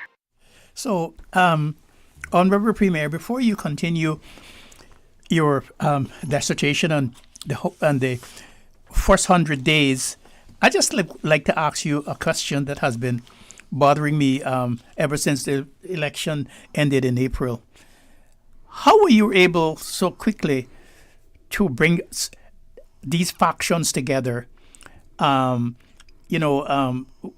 was waiting for the factions to break up and to be fighting about who's going to be premier. And they were talking about how the turtle dinner would have to last a couple of weeks before they knew who was going to lead the country. How were you able to bring all of these people together and have such great results? How was that possible? Thank you. To put such a good team, put such a good team together, having the torch passed to a new generation of Caymanians in leadership of the country. Thank you, Steve, for the question. You may be interested to know it's a common question that I get. I just answered it this weekend. I saw Miss Theresa in the BRAC. She was celebrating again. Happy anniversary! Thank you so much. much. And she saw me. And I understand you also had an anniversary this weekend. So happy anniversaries to both of you. Thank you. Theresa saw us at a dinner that the Chamber of Commerce hosted in the BRAC because they came over to do their own BRAC tour. They invited us to dinner. Same question was posed, and I get it all the time on the road. First of all, I would give praise and honor to God, because on reading the final election result, and you had 4 TCCP, 4 CIMP, and 3 independents, it looked like there was a path to unify and do something different. We got in contact with each other straight away. This is in the small hours of the morning, talking 2, 3 a.m. All got together, and everyone recognized the same result. Minister Anglin is ever the mathematician. Calculated the number of votes that lineup was able to secure, a 4-4-3, and said, folks, My reading of the arithmetic is that there is a strong case to be made that the country wants this. Now all we need to do is figure out how we're going to make it work. My contribution was to say, let's do something refreshing. The country has seen over successive cycles this drama that ensues after the election. Let's blow the country's socks off in a positive way by putting ego to the side and forming something that works. We then went in to pray. In that sort of small hours up until 6, 7, we had pretty much had agreed what the leadership would look like. But we're human. Those of you run the race, Miss Theresa, it's taxing because although we're up now 24 hours, you know what the preparation was the election eve. So some of us are running on maybe 2-3 hours sleep total for 48 hours. That's not right to give the country a government with us in this state. We need to take a break. But this is where sometimes these things mash up. This is now 7 a.m. in the morning, the day after the elections. We haven't slept. We're going to have to. And if we don't meet back lunchtime at the designated location, then we know that this is not the way the Lord wanted it to go. But if we truly believe what we've said to each other in the last 3 to 4 hours, then it's meant to be and we have to make it work. Everybody showed up for lunch on time. Wow. Cheeseburgers and all. Then it was time to then decide core ministries, subject areas, the speaker. Got through that in amicable fashion. Doesn't mean that there weren't exchanges of views, different thoughts, but it was amicable. We needed to take a 5-minute break. We took a 5-minute break. Get some water. Let's think about this again. As we settled all that, we began to, about 3 or 4 o'clock, began to draft the letter to go to the governor. Me and a few others tracking the Constitution as best we could. Sent the draft to the cabinet secretary. I said, read this over. Get the AG's view. I think we tracked the language of the Constitution correctly. Call back. We think the letter is right.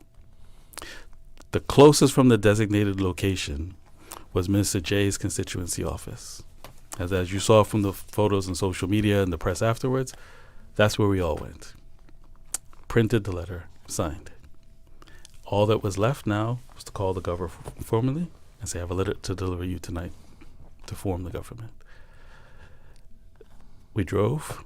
It's myself, now DP, Minister Catherine, because I had to give her a ride back to West Bay because we've been up north side most of the day. That's why she was there.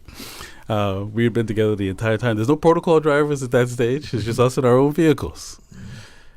And then Minister Nick, also giving him a ride back to West Bay. We get there. I will never forget the look on the governor's face, the DG's face, and the AG's face. Is this real? Yes. Yes. Is this going to hold? We said yes. So the moral to the story is, and to answer your question, it was what we thought a reading of the polls, prayer, and driven by God that if this is the results that the country's delivered, and if we were able to hold after about a 4 or 5 hour break and all return, with nothing signed, no commitments, just the belief that this is the team that should be put together, then he said, then let's continue down the Lord's path. And that's how it happened. Amazing. And it is one of the best governments that I have seen in terms of cohesiveness in the country. Believe me. People are saying, well, it reminds them of what happened in 1976 with the unity team when they came together. But I think that those were older men when they came together. You were a different generation. And I think that you guys have a grasp of the needs of the country. And what I can say that I'm so happy about is that the position that I hold in the system is that the minister of Immigration and Border Control, he came to see us, and he outlined what his policies would be, and asked us what we thought about them, and asked us what input that we had, what we saw was wrong with how the policies that we were using were going, and I have never had that happen before. Wow. Wow. And people were saying, "Is he real? Is he real?" And when I read the papers lately, I can see the interest of the government is causing such a reaction, because people would not believe that such young people could take such responsibility and carry them through. And I am so happy that I'm old enough to live to see it, because I didn't think I would see it in my lifetime. I tell you the truth. Thank you, sir. Yeah. Thank you. Thank you for sharing that. Thank you. Yeah. So if you could continue. Yeah, so to take it from there, which I think picks up on the point you just made. Some of us who had been around the cabinet table either once before, or in some cases a couple of times before or more, know that the positions are temporary by nature. There is a rollover. They're called elections. Yes. So the role was, and explaining to some of those who were newer, is to do as much good as you can, as quick as you can. Because by the time you get settled, you come into the office, and you really get rolling, you have until about the third year, maybe a little over the third year, before the electioneering starts again. It's almost as if you got 3 years. So that means, although I maybe had my quibbles about celebrating 100 days, I knew, and the team knew, you had to start early and fast and unify around the priorities. So I mentioned this in the BRAC, that the 3 things that I've identified that has been standing out to me so far is unified, leadership, and determination. Everyone can see in any forum, any chat, social media, that immigration was, needless to say, on people's minds. When we went to style the ministry's name, we said, look, what is it really meant to be? To get Caymanians employed, so that's the first part of it, Caymanian employment. And then where there is necessary labor comes immigration. Mm-hmm. That should be the name of the ministry. Mm-hmm. New housing is an issue. New education is an issue. Finance is an issue. You have a housing minister who's been in the role before, who is already starting to work on a housing policy, which will soon be rolled out. It's already come to caucus. We have a few refinements, but it'll be issued shortly. He seemed fitting for the purpose. Why change it? You then have a minister who had been an individual who had been Minister of Education previously, is a qualified accountant. Who else to then say, take charge of immigration and training and the country's finances? Mm-hmm. And I must say, for those of you who were able to see, the 2025 Education Professionals event was fantastic. It was very nice. The acting governor gave a heartwarming speech. He put most of us to shame because he started by thanking his wife, so that made everybody else have to go. The Minister for Education gave a heartwarming speech about his individual experience of how he learned differently.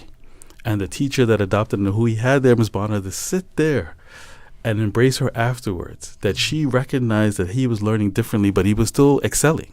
And if she embraced how he learned differently as a teacher, he might turn into something. Now, what if she went the other way and tried to force him and compel him to what she thought was the usual way? And then asking him, again, this is where the partnership happens with the civil service. I asked him, this is a big area, who's going to be the chief officer? He said, I have a young lady in mind. And to see Satanya Cacho, also West Bayer, also yes, West Bayer. That's right. People might think it's a conspiracy at this stage. The way that she delivered her speech and the vision that they have for education was phenomenal. Then you look at social development, near and dear to my heart. But I had to recognize that in terms of formation, I took the view that I would probably want to have as little portfolios as possible to be able to widen my gaze and keep a broad sense and focus on what all the other ministries are doing and not have a larger ministry. I saw what Isaac was capable of with culture and heritage and youth, which has a natural tie to social development, and said, Isaac, this I think is for you to take this on. I deliberately do not want to have a larger ministry. In addition to that, with his IT background, I thought he would be perfect for innovation. And that's how that went. Minister Nick, obviously take district admin for the Sister Islands. And then looking at his background, he's very well read. When he used to be the caucus secretary in the last term, he read every ounce of paper, every law. Who better than to look at home affairs? Then Minister Kathy. It was important that there be a woman minister at the table.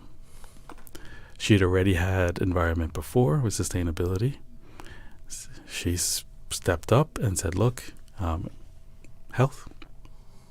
It's a major issue in the country. You've already seen some of the things that she's trying to do in terms of youth to reshape that. Youth mental health. She has legislation on the go. Then you looked at, okay, I think now we're going to have to think about tourism and trade development. That ministry needs someone with a personality who can promote. Yes. Yeah. And trade needs a personality of somebody who could promote and knows local commerce. This is what I'm trying to tell you. When you look around the table, it was like it was by design. Yes. Who better?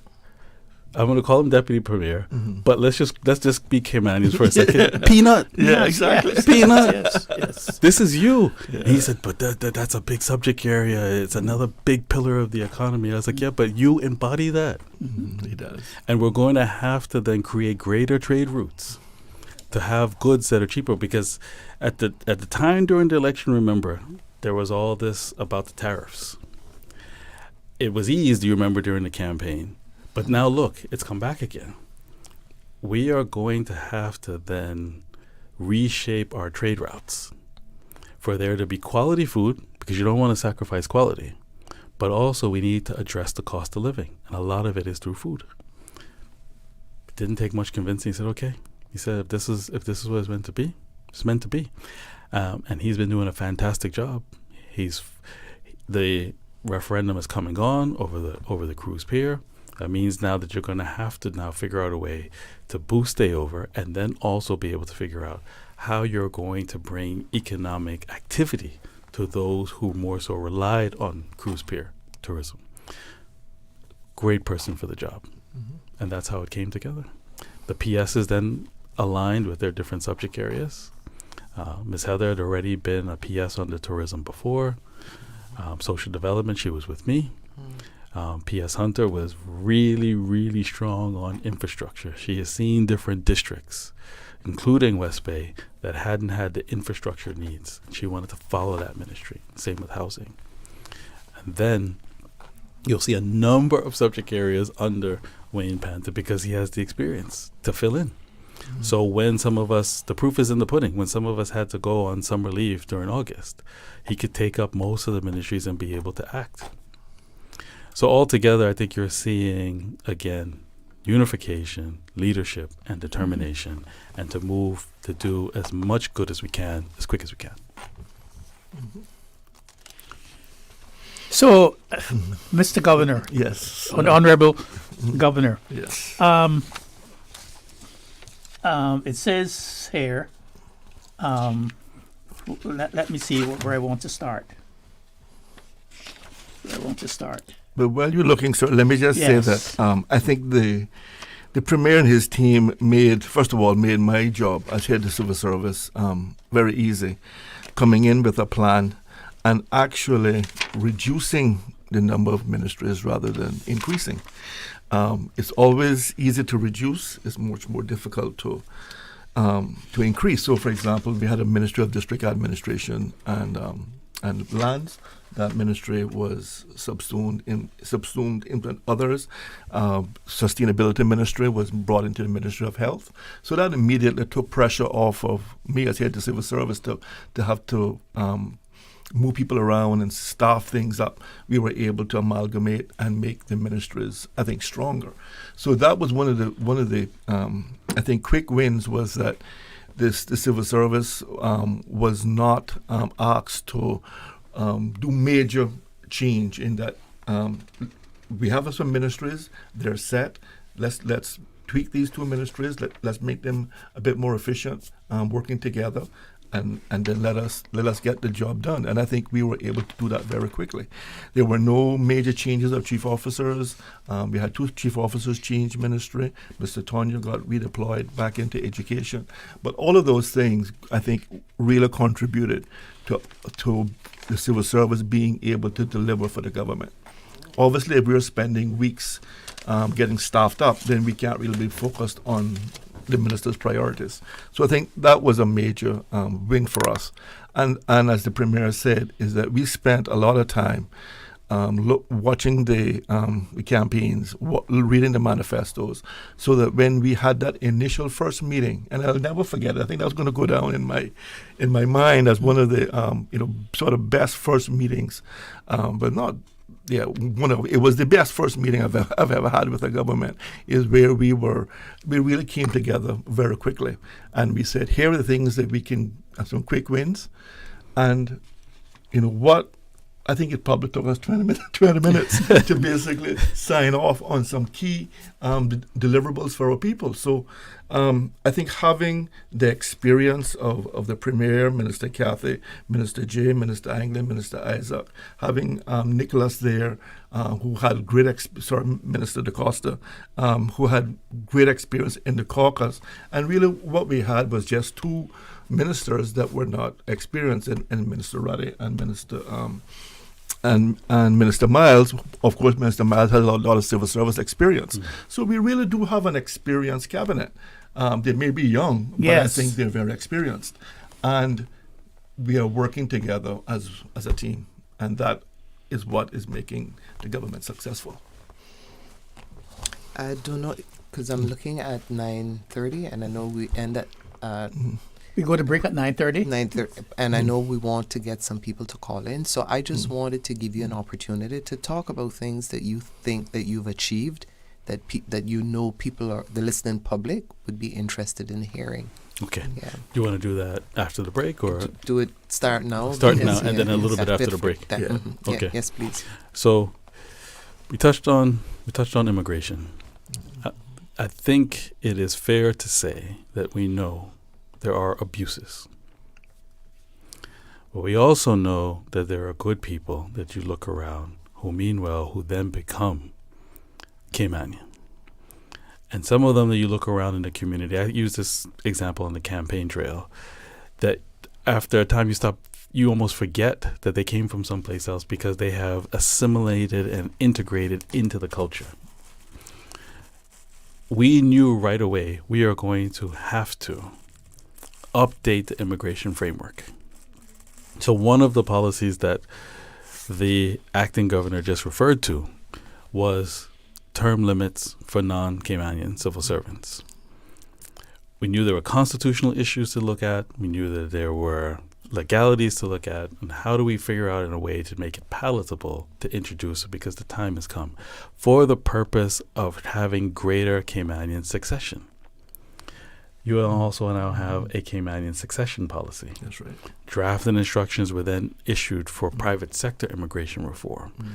Myself, Minister Anglin, and Minister Miles then assembled a working group that brought in the Chamber of Commerce to start to set up, these are going to be the proposals, because we do need a national human capital plan to be able to look from education. Who are the Caymanians that are coming out? What are they studying? Every week, work is now issuing work permits. So that goes to show you where the jobs are. Yes.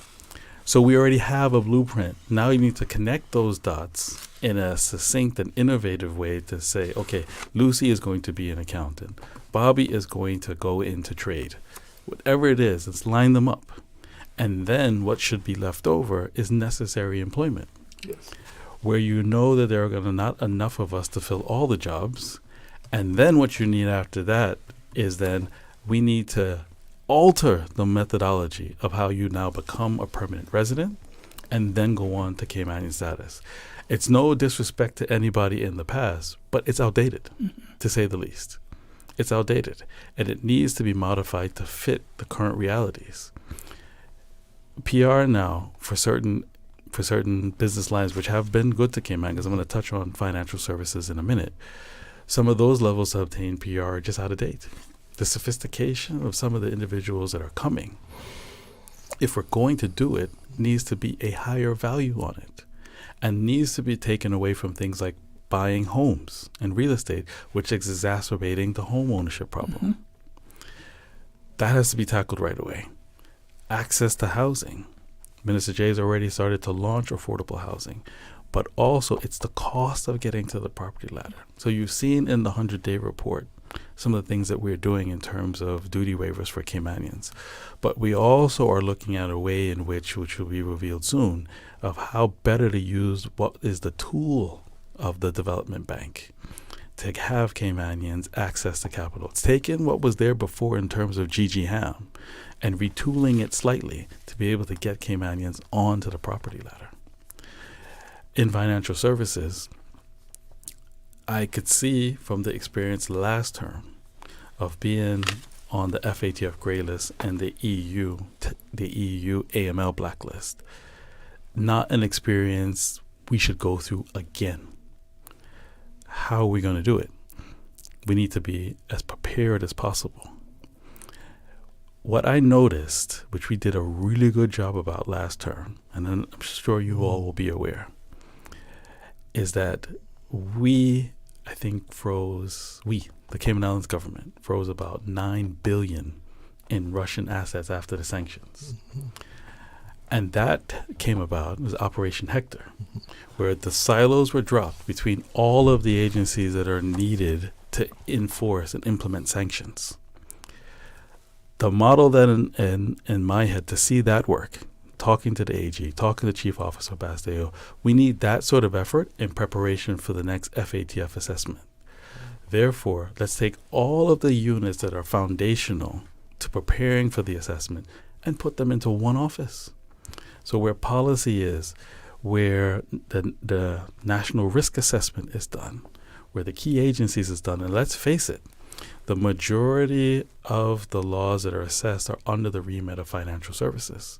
So let's make one strategic office against illicit finance and herd all the cats in the same room. If we can do it under Operation Hector, there's no reason why we can't do it for preparation for these international assessments. That's really good. That's really, really good. Yes. Yeah. That I followed. Yes. Yeah. So, Ms. Susan, have we gone past our break net? Yes. Yeah. We're going to take a break now, and when we come back, we're going to open the lines for yes. calls. Are you feeling overwhelmed, sad, stressed out, or suicidal and need support? Call 1-800-534-6463. K-Mind, Mental Health Helpline. It's okay to ask for help. K-Mind Mental Health Helpline, available from 6 p.m. to 11 p.m. Monday to Friday. It's free and confidential support and guidance on your emotional and psychological health. Accidents and illnesses can strike without warning. Ouch! When it comes to urgent care, every second counts. At Doctors Hospital, we have a dedicated team of experienced doctors and nursing staff available to you 24 hours a day, 7 days a week. Don't waste time in an overcrowded emergency room when you need urgent care. Whether it's a broken bone, a severe infection, or a sudden illness, trust in Doctors Hospital's unwavering dedication to providing the best immediate care. For complete urgent care when you need it the most, choose Doctors Hospital, located in Georgetown, 16 Middle Road.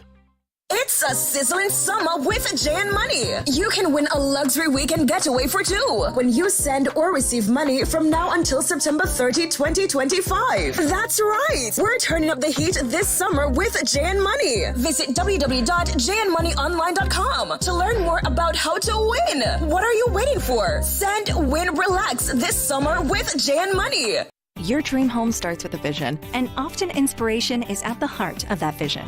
Brand Source Home Gallery's in-house designers are here to help bring your vision to life. Whether you're remodeling or building a new home, Brand Source Home Gallery is your one-stop solution. Explore their kitchen cabinets, sinks, faucets, bath fixtures, tubs, vanities, and more. Let Brand Source's designers help and inspire you with your next project. Call 623-5000 and schedule an appointment with a design expert at Brand Source Home Gallery, Dorsey Drive, Industrial Park, serving Cayman for 50 years. Storms bring wind, rain, and unexpected costs to buy supplies, secure your home, or make minor repairs. Incidental expenses not covered by insurance. Until now, with Cineco's parametric coverage, you get automatic payouts within 2 to 3 weeks of a Category 3 or stronger hurricane, whether or not you have damage. Available only through Cineco's homeowners insurance. Visit Cineco.ky to get a quote today. Cineco, keeping Cayman covered. Shipping to the Cayman Islands is fast, reliable, and seamless thanks to Cayman Airways Cargo. Need it faster than ocean freight? Cayman Airways Cargo offers multiple cargo flights to Grand Cayman from Miami weekly, so your packages, whether big, small, or in between, will arrive in no time. You can even use a Cayman Airways Cargo US address for your online shopping. Cayman Airways Cargo is also the only carrier providing air freight services for Cayman Brac and Little Cayman. Contact us today and see why Cayman Airways Cargo was voted as Cayman's best cargo and logistics company in the Best of Cayman Awards. For details, visit CaymanAirways.com/cargo.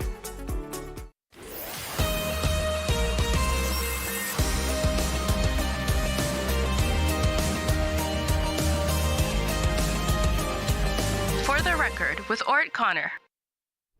So we're back. If I could just finish that thought on financial services. Yes. And then I'll touch on a little bit of tourism. And then maybe we'll then go to the calls. So we left off with creating that office in terms of preparing for international assessments. But also there are commercial activities that we're going to have to get a grip of and be able to maximize in financial services. So you would have seen that we had an amendment to the Virtual Asset Service Providers Act. That's correct. To clarify the legislation in terms of registering what are called tokenized funds. All that is a fancy term for it. It's the exact same investment fund that has been registered here now. Now we have over 30,000 registered with the Monetary Authority. But they are now putting their share register on a blockchain. So it's exact same investment fund, but they're just taking the more modern technology of a blockchain and a token system to monitor the shares. That's it. But without that clarification in the legislation, it could be viewed as putting into the same bucket as what's called cryptocurrencies and digital assets, and they're having to get duly licensed when they're saying, well, hang on, Premier, but hold on. This is the exact same investment fund you've been registering from time. You saw the look on their face. but it's just that we're using a different technological platform. So that makes the way for that because it's the future. And now if you're tracking what's happening in the U.S., the Trump administration takes a different view of virtual assets than, say, the Biden administration. They now passed what's called the Genius Act. That is now opening up virtual assets. So we have to measure twice and cut once, see what perhaps is risky and what is more tailored to and complementary to our existing financial services and move into that space so that we don't get leapfrogged by competitor jurisdictions. In addition to that, there's also items that I think we're looking at in terms of commerce. We need to, I think, revamp the Trade and Business License Act. It was a good idea and served us and the Local Company Control Act for quite some time, but it's not fit for purpose anymore. I don't think the 60-40 rule is being strictly adhered to. I don't think that should be breaking news here. I think the country recognizes that. We need to figure out a way to better enforce that.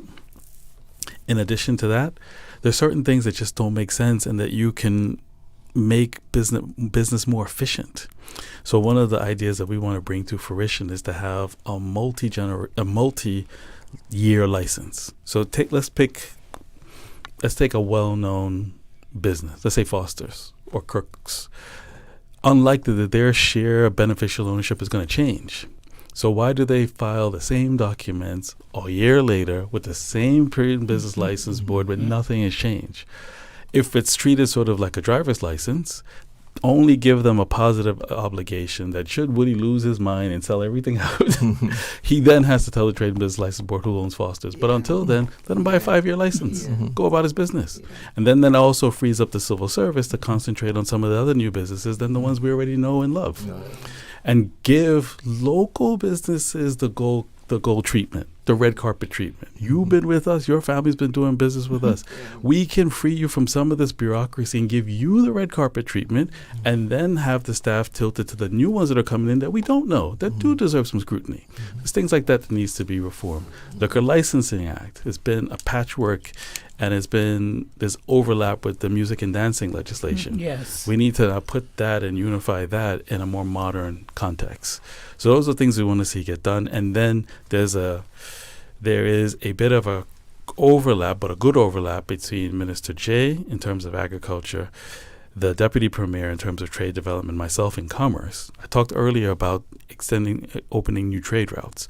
But in addition to that, we have to look at pricing.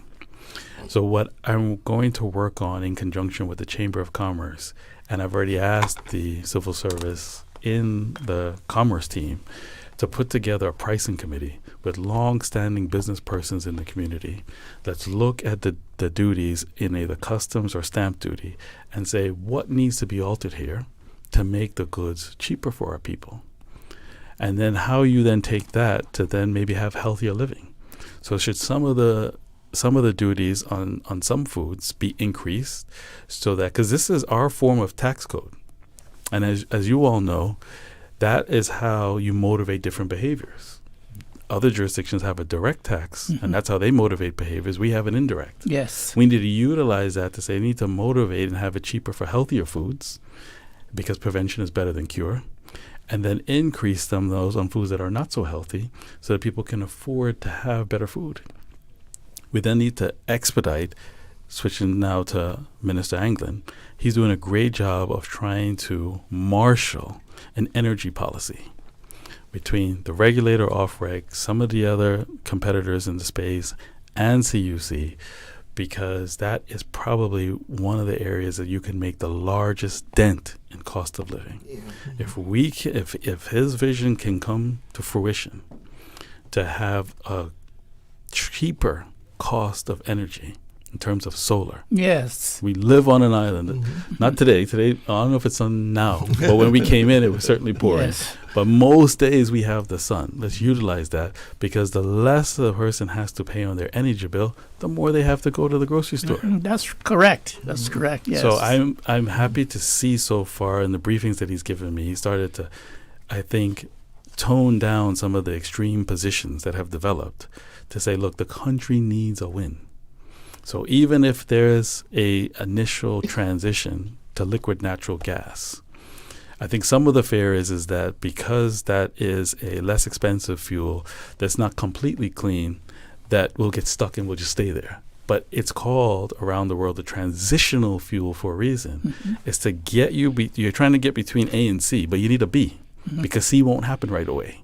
So we need a B because the country needs a win to reduce the pressure on the cost of living. And as long as there is a defined plan with timelines and we can clearly define that is a transition and then move to cheaper fuels, that's the future. Yes.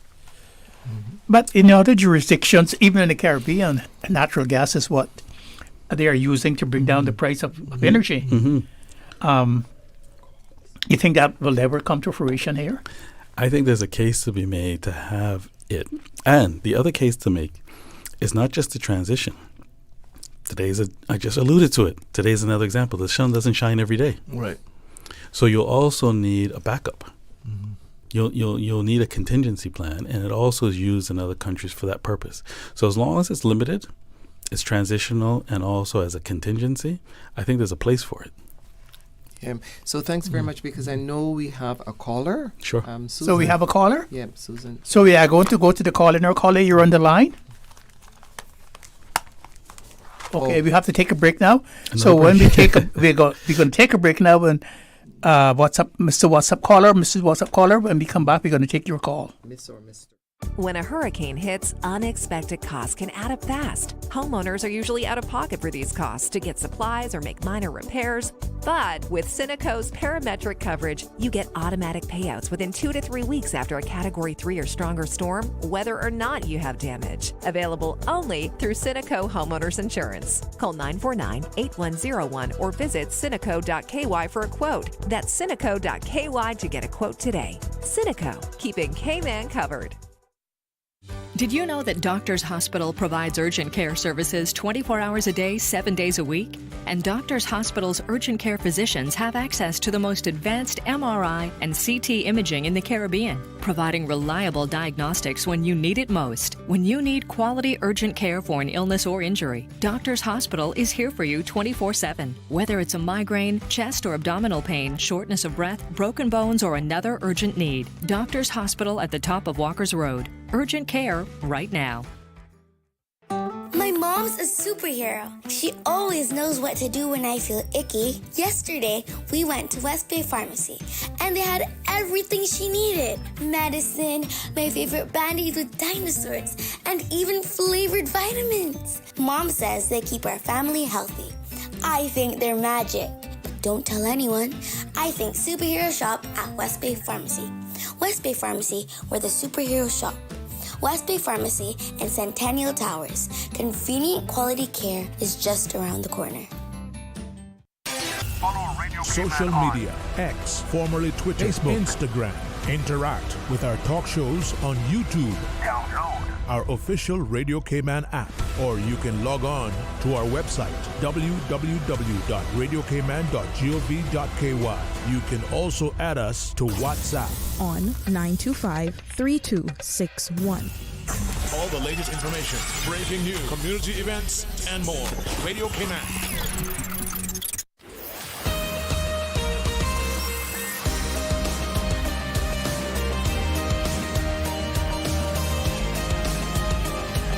For the record, with Ort Connor.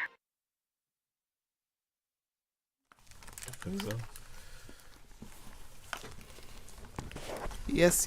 So thank you very much, and welcome back. So are we going to go straight to the caller, the WhatsApp caller? Yeah, we're going to go straight to the WhatsApp caller. Caller? Yes, you're in the air. Go ahead. Good morning to you all. Good morning. Good morning.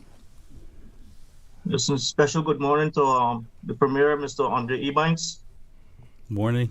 And the Deputy Governor, Mr. Franz Manderson. Good morning, sir. Yes, Mr. Franz. Mm-hmm.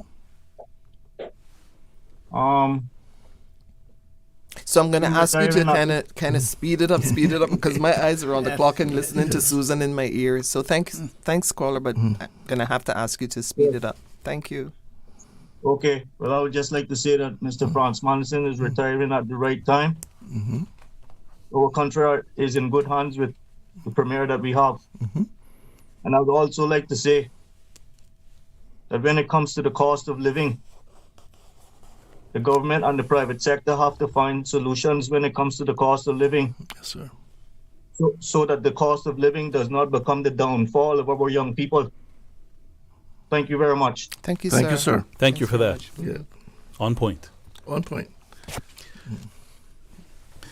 Do you want to touch on, give the listening public a little insight to what we were talking about in the break in terms of security? Yeah. Yeah, I don't want to leave here that. Yeah. And I want to also yield some time to the acting governor. I don't want to be the mic hog. Go ahead, sir. Yeah, so just to say on some of the things that the portfolio of the civil service had been working on, again with the support of the elected government. So yes, the huge win that we had was in terms of round term limits for civil servants, but it was, and again thanks to the government, it has been implemented in a way that allowed us to show up for our teachers' welcome on Friday with a room full of teachers. Wow. It's my considered opinion, if we had not done term limits in the way in which we've done, we might have walked into a room that was half empty. We will never our goal must be to Caymanize all our teachers, but we're not going to find 500 Cayman teachers overnight. I was speaking with the principal of West Bay Primary, Ms. Giovanna Wright, a young Caymanian who has taken her school to good. West the Bay. largest, West Bay, the largest primary school. She's had 5 Caymanian teachers join her this year. That's heartwarming to us to see. And I met some of these teachers on Saturday morning. I had a breakfast for Miss Wright. She was celebrating her birthday. It was so good to speak to some of those Caymanians who were excited about joining the civil service. Some of them have been coming from the private sector. But the other thing that we have... And Mr. Manderson, before you even go, I'm even told that teachers get better paid with government than with the private school. We do. Just a shout out to the teachers at the teachers at Yes, we have a minimum of $5,000. So that has worked well in attracting a number of teachers. We had some returning graduates that I met on Friday at the teachers' event. Young Caymanians, again, coming back from school overseas to take their rightful place in teaching our children. So that made me very proud. But one thing that we were able to roll out, 2 things that I'm very, very proud of during the first 100 days was our formal succession planning policy for the civil service. We have talked about succession planning for a very long time. We now have a framework, and that's a whole other show that we can come on and talk about. And then the other thing which we have done, which I'm again very pleased, is that we have got drafting instructions to reform our disciplinary regulations within the service to ensure that accountability is alive and well in the civil service, that we address areas where persons are before the court for 4 years and they're paid during that time. Yes, we want to respect the presumption of innocence, but we want to make sure that we are doing everything we can to safeguard public funds as well. So a good balance there. But there's been a number of really good initiatives that we have been able to roll out in the last 100 days, which has, as the caller said, made my decision to announce my retirement, at the appropriate time. I want to leave when things are going well, and things are going exceptionally well. So that makes me very, very pleased and accomplished that in a very short time we have been able, working hand in hand with the elected government, to deal with some fairly contentious things that may not have been done previously, but we were able to get done. I think we both decided that let us not allow perfection to get in the way of progress. The law might not be exactly what we want, but let's get it in. Let's get it working, and we need to make some tweaks down the road. Mr. McField, you're familiar with that. Yes. We change laws, we tweak laws. Things are not working, but at least we get it done, and I think that's the key. Thank you so very much. I know that we have some callers. I also have a few comments. One being, can you please find out from the Premier how can a constituency member contact him? And there's also one about Cineco and people that are no longer with government. Can you ask the government why government pensioners who did not retire in service cannot get Cineco coverage? Thank you very much. Okay. So we'll just go to the caller. So we have a caller on the line. We're going to go to the caller. Caller, you're on the line. Go ahead. Hi, good morning. Good morning. Good morning. Good morning to you, Mr. McField, and the rest of the panel. Good morning. I think today must be like Heroes Day, because all I see on your show today is nothing but heroes. Thank you. Thank you. That's very kind. Yeah, thank you very much. This is Roman up in the West Bay. And I want again to commend my Premier. He's a very responsible person, very informed about everything. What can I say? He's a very polite guy. I mean, he reminds me of Prince William. He's a very, everybody likes this Premier. I think he'll go places. He's very intact with everything. The only thing that I want him to do quickly, that is to shall I say, spread out the business or the jobs to everybody else, mean give us some authority into our districts that we can have some authority to do things, not just leaving it up to the arms of the elected members. It's just too much to handle.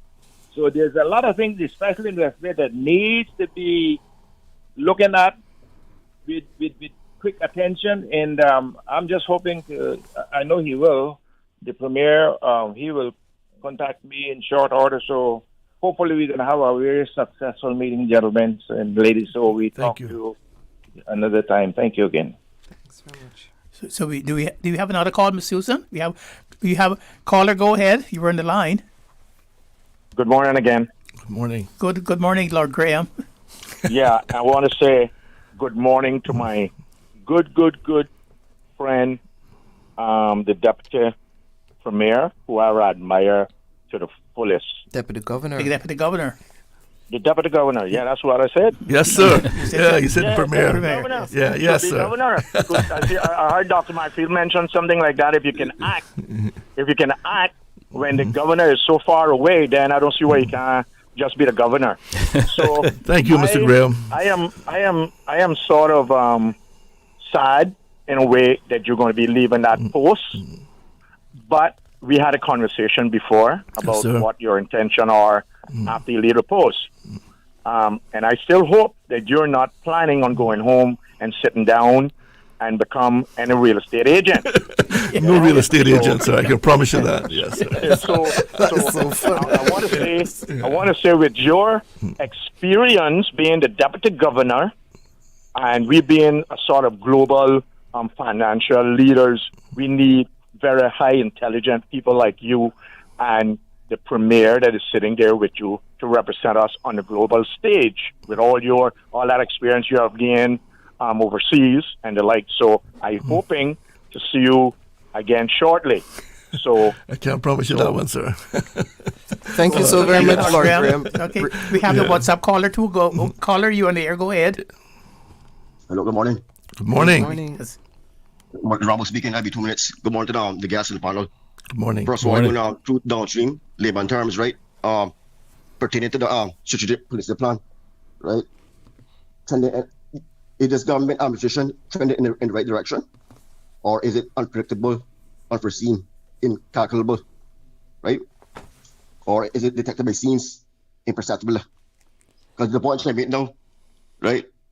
In the eyes of the beholder, right? Hypothetically, every sinner have a future, every scene has a past, right? And when it comes to the herb topic, right? The purveyors, who will be the suppliers of it, commerce and business, right? And I'm aware of your valuation, appraisal of the 100 days, right? And your stance is unnervingly towards the electorates, the private courage of cultivating and harvesting the herbs. So you need a provincial legislation. I'm aware of the drug law 50 years ago, 5 decades, 1975. But you need a regulatory political stance of all 90 MPs, juxtaposed the position. Years, that played out. We in procedural comfort versus today's hence. Okay? And I wrap up now. President Trump, 2 weeks ago, ruled out Schedule 3 on herbs. So came out to adopt and move on. As simple as that. Have a good day. Thank you. We have just a few minutes. Miss Susan, are you going to allow us to continue for a little while? And allow the gentleman to respond. And to wrap up as well. Do we have any callers on the line? No. We don't have any callers on the line. So, Honorable Premier, you want to probably answer your constituents? Mm-hmm. So, my fellow West Bayer. Yes, your West Bayer, yes. Mr. Orman, who I love dearly. Mm-hmm. We've had that conversation a few times in my constituency office, even though I believe he is West Bay North. But he knows how I feel that we're here to serve all of West Bay. And then I'll answer the small question of getting in contact with me. Before I leave, Mr. Orman, I want to address his question. Very good question, and thank him for his comments. But yes, he is right, and he and I have had this conversation that after we get settled, we need to provide the platform to have more of the district involved in assisting. Because there are only so many hours in the day, and so only so many weeks in a year. And try as you must, you may not be able to get to everything that you want to get. And if you have a responsible set of citizens who are willing to assist and advise the MP, and this goes under the Constitution of District Advisory Councils, advise the MP and be able to help get things done, it will make for an even stronger government. So we have a partnership between the elected arm and the non-elected arm. It would be good to also include some of the citizens. Some of the districts have, or electoral districts have already started of having it in principle, even though it's not under the legislation, as you know. But we do need to have that arm started because many hands make light work.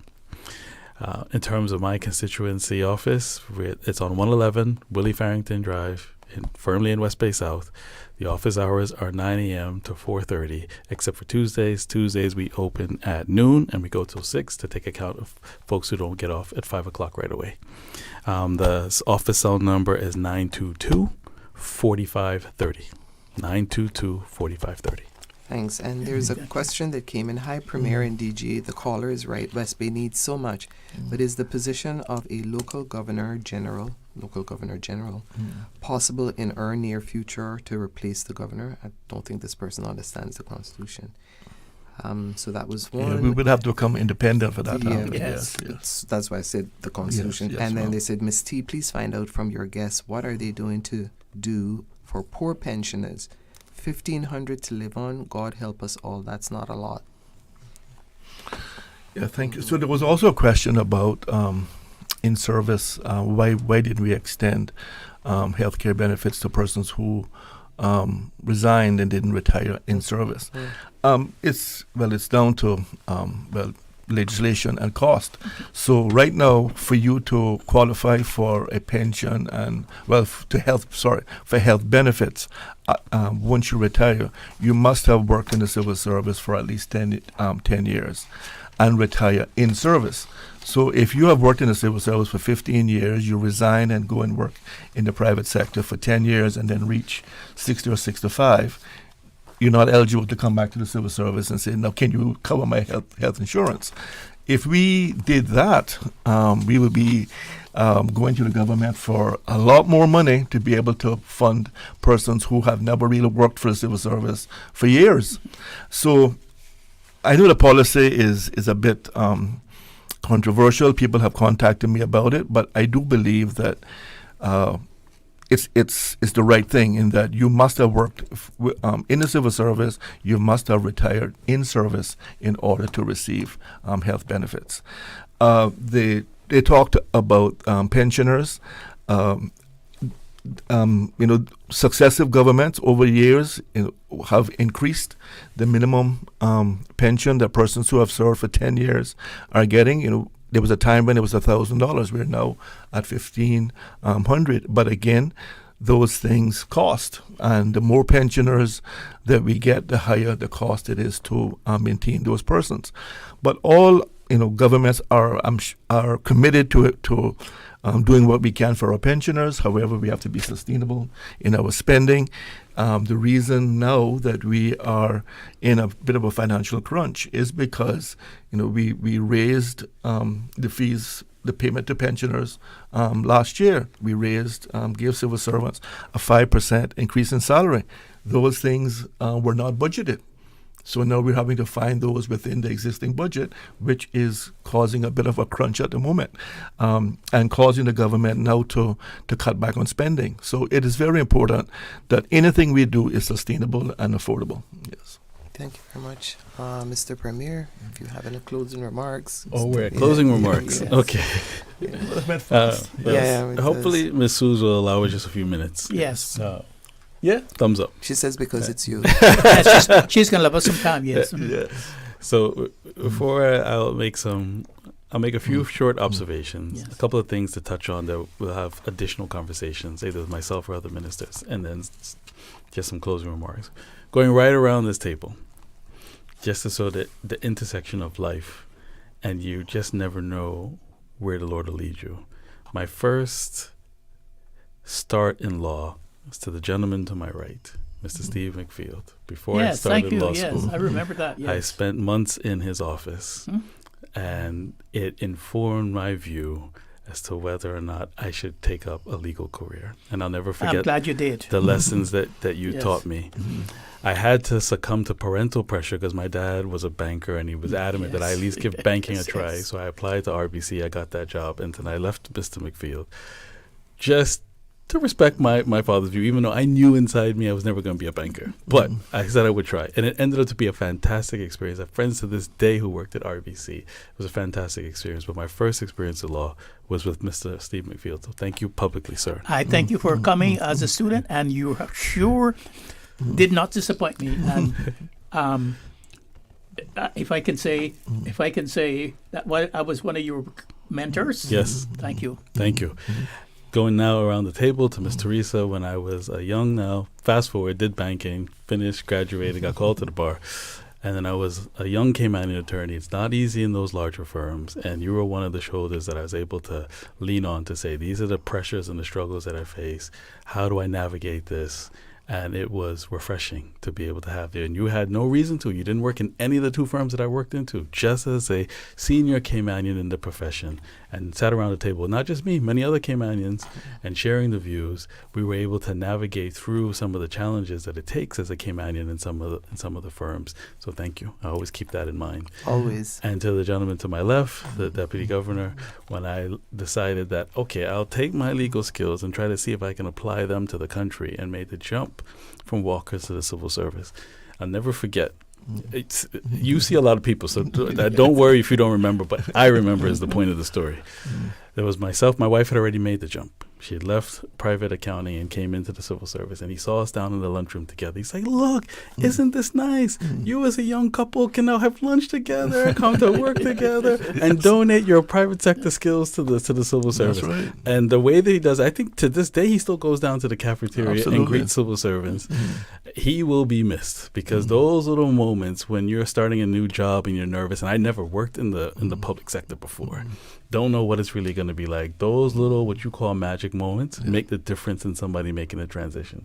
So thank you, sir. Well, thank you. Finally, when we get to your speech, I got other stories, but I'll save that in the time, just to say that he's been phenomenal in his job. Yeah, thank you. Going forward, there's a few things that I really want us to continue to press on as we look forward. We have to deliver to the country a 26-27 budget. That is where, again, I would like us to do this on roughly the timeline we've already set out, to be able to have priorities. Everybody recognize it. The pie is the pie. Yes, there are areas that are ripe for increases, certain fees that are ripe for increases, but at the same time, that will only get us so far. What the other end has to do is decide what our priorities are and cut the budget around it, and say to other people, it's not that that's not important, Minister or PS, but that might have to be a 28-29 thing in order for us to continue to be unified, exhibit leadership, and then have the determination to follow it through. Further out, there are other areas that I think are ripe for collaboration. One of those is that, from my perspective, and I've said this to both ministers, there is entirely too much tension between development and environment in terms of the different stakeholder groups. We are one country. The two need each other. So you can see from social media that the government securing a purchase of the 125 acres of bluff land, you can see that touched a nerve. And that's not even the real reason that we did it. It looked like a good opportunity. I said this in the BRAC to Minister Nick and his constituents. He dropped it into the caucus WhatsApp chat. I called him that day or the next day and said, is this important to you? So I'm looking at him to see if this could be important. I'm also mindful of the totals of the UN of how much green space a country should have. This seemed like that could be a good piece for it. And then also to have some, because the topography of it, you could have some nice trails and so forth. And I know it's been discussed about a national park. Let's do it. I would have never have thought it would have gone as viral as it done in a weekend, which shows you the country's looking for a balance. The country knows that it will have to now enhance infrastructure and have the built environment, but I think they want it done in a way that takes account of preservation and land for Caymanians. Yes. So you, Minister Kathy, and you, Minister Jay, let's get together in the coming weeks and decide to push the country forward in a unified plan of if there have to be modifications on both sides, so let's do it to take to take account of different stakeholders' views.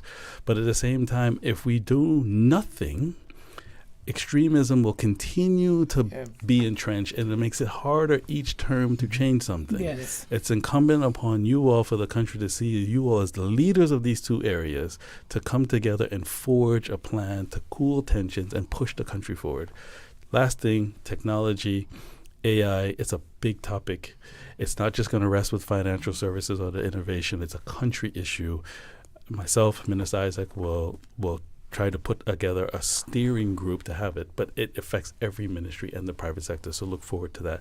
I could go on, and there should be more times that I will appear with other ministers on these topics, but needless to say, we want to create a stronger, fairer, modern Cayman, putting Caymanians first and getting the country moving forward in a transformational way.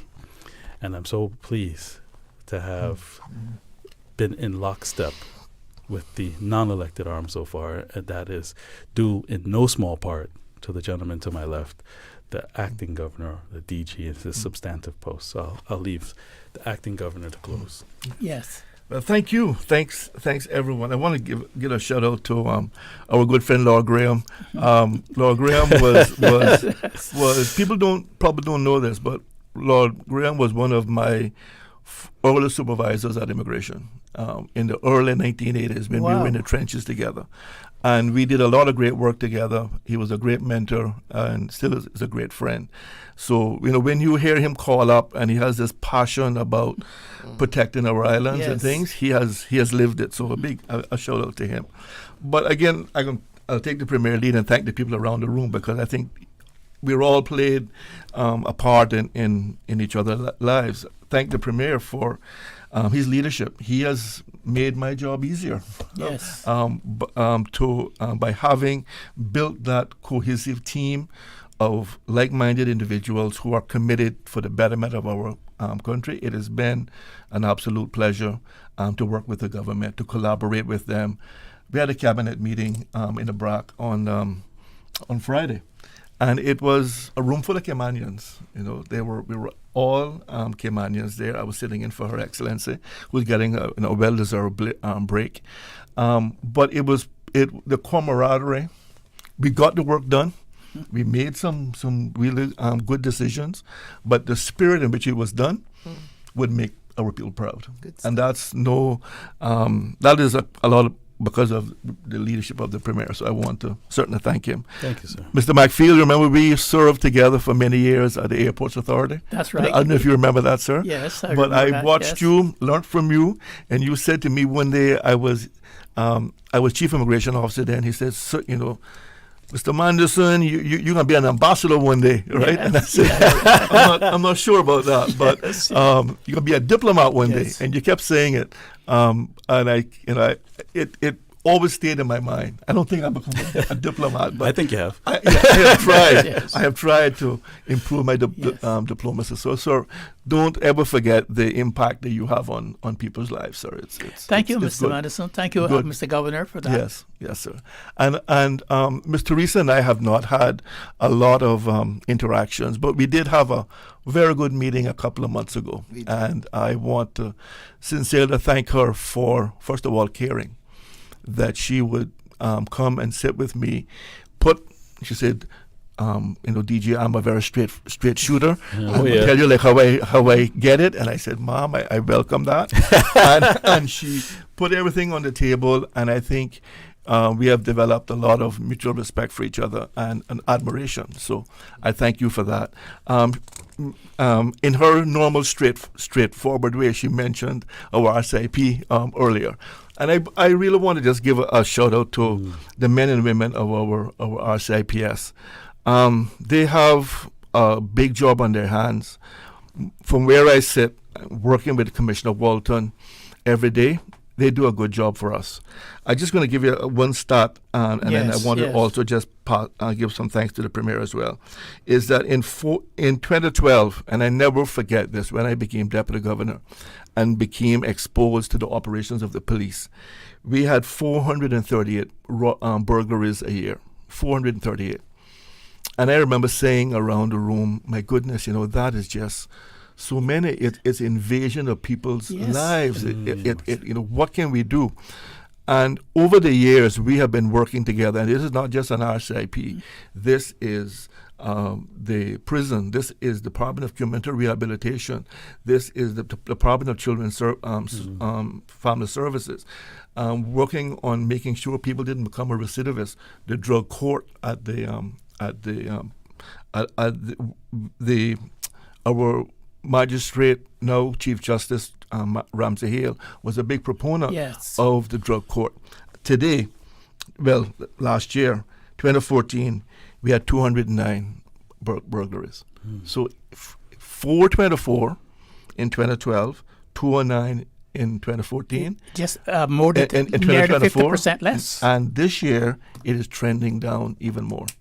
So that one statistic, and that's one, and there's many, shows that a lot of the work that we are doing is working. Juvenile crime is down. Attempted suicides are up. So something for us to look at as well. But the police do a great job. And I want to again go on record in thanking the Premier and the government for the support that they have been given the RCIP, because the Commissioner have told us that his staffing levels have not grown in about 10 years. That's now going to change as a result of some action that the government took recently, because we cannot take our successes for granted. I was in Turks and Caicos 2 months ago. They had 40 murders last year. 40? And they have 43. Their population is half the size of our population. Yeah, that's correct. We just sent our helicopter to assist them. We just sent, with the Premier's blessing, our firearms unit to Anguilla, which population is even lower, about 15,000. They have had 27 murders in 2.5 years, 2 detections. We have had a number of murders over the last 10 years, about 20. Turks and Caicos, Anguilla has had 23 murders in 2.5 years. We have had 27 murders in the last, 10 years. Our detection rate is 85%. 85% detection rate in murders. Anguilla has arrested 2 people for 23 murders. It just shows the work that our police is doing. I want to thank you for that, Gov. Yes. But there's a but. We must never be complacent. We have 1 murder this year. That's 1 murder too many. And I also want to I'll ask the question broadly. I think I started to allude to it while we were speaking. Why is it so many Caymanians feel that they don't have a police force that takes their interests as seriously as other nationalities within? And I mean, you don't have to answer it. I'm happy to answer it. I'm happy to answer it. The Commissioner is well aware of that and is doing, I think, we have to give him some time to deal with some of those issues. For example, right now, and I've been going to the graduations, young Caymanian men and women are flocking to RCIP. Okay? They just did a recruitment exercise and had over 300 Caymanians apply. Really? Yes, sir. Yes, sir.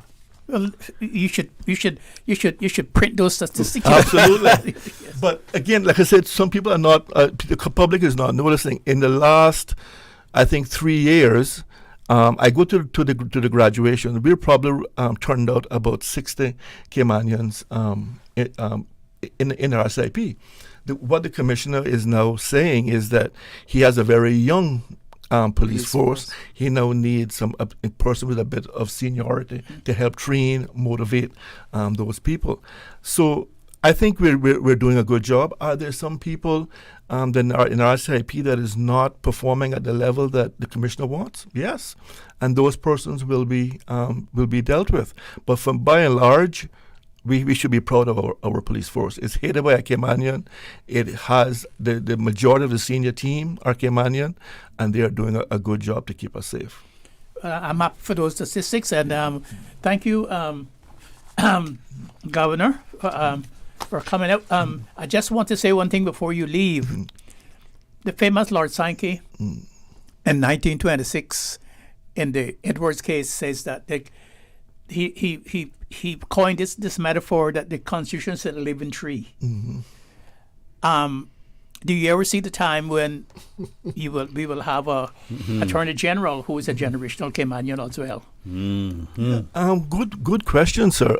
We have been in his chambers, and our Attorney General has been championing this as well, is bringing young Caymanians in.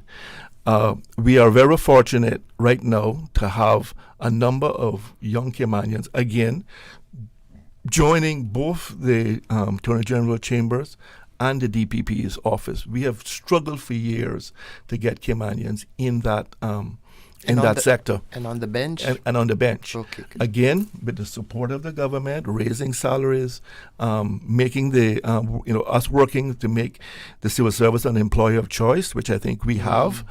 We have for the very first time, a generational Deputy Solicitor General. A very smart young lady from West Bay, Ms. Marilyn Brandt, and I think she has great potential to move up the ladder. And again, I think at some point, our Attorney General that we have now, who has done a marvelous job for us, he has his critics, as I do, and that's expected. There will be a recruitment exercise, and we'll see whether a generational Caymanian puts their hat in the ring. Yes. We need people to step up. Right now, it is for an attorney that would want to be Attorney General, they in the private sector, we can't pay them, right? So yes. They're making quite a bit more than whatever Attorney General makes. But it may be time now for people to step up. We've seen it in the judiciary. We have a number of Caymanians now who have gone in to become magistrates, Miss Angela Hernandez, some other people like that as well. So I see a lot of hope in those areas, sir. Well, thank you, Governor, and thank you, Honorary Premier. Thank you for coming as our guest this morning, and we certainly have learned a lot from you this morning, and we're so proud to see how you have taken the wheels of the ship Cayman and you're sailing her in the wind, and you're sailing her to ports that she has never been before. And I'm sure that when she comes into port, that she will be received with all the pomp that she deserves. And I am so proud to be here this morning. And like I say, Mr. Gilbert McLean, my friend, has always said, Steve, you are always in the right place at the right time. It couldn't be a better time for OC to go on holiday because I know that I would never have the chance to have the head of state and the head of the political arm of government to be in the same studio at the same time. I want to thank you, and I'm so proud that you are my leaders and that you're my governor and that you are my premier. Thank you. I also want to embrace that thought as well. And I'm also going to throw it out there that it looks nice and it feels good seeing a generational Caymanian not just acting governor, but the possibility of being our governor. Yes. And it's certainly been our privilege, Steve, and our pleasure to engage in the community and having this audience, having this platform, and a personal pleasure to be here with you guys. Thank you so much. Thank you all, and may God continue to bless the Cayman Islands. Thank you, sir. God bless. From Radio Cayman's newsroom, this is Headlines. Local, regional.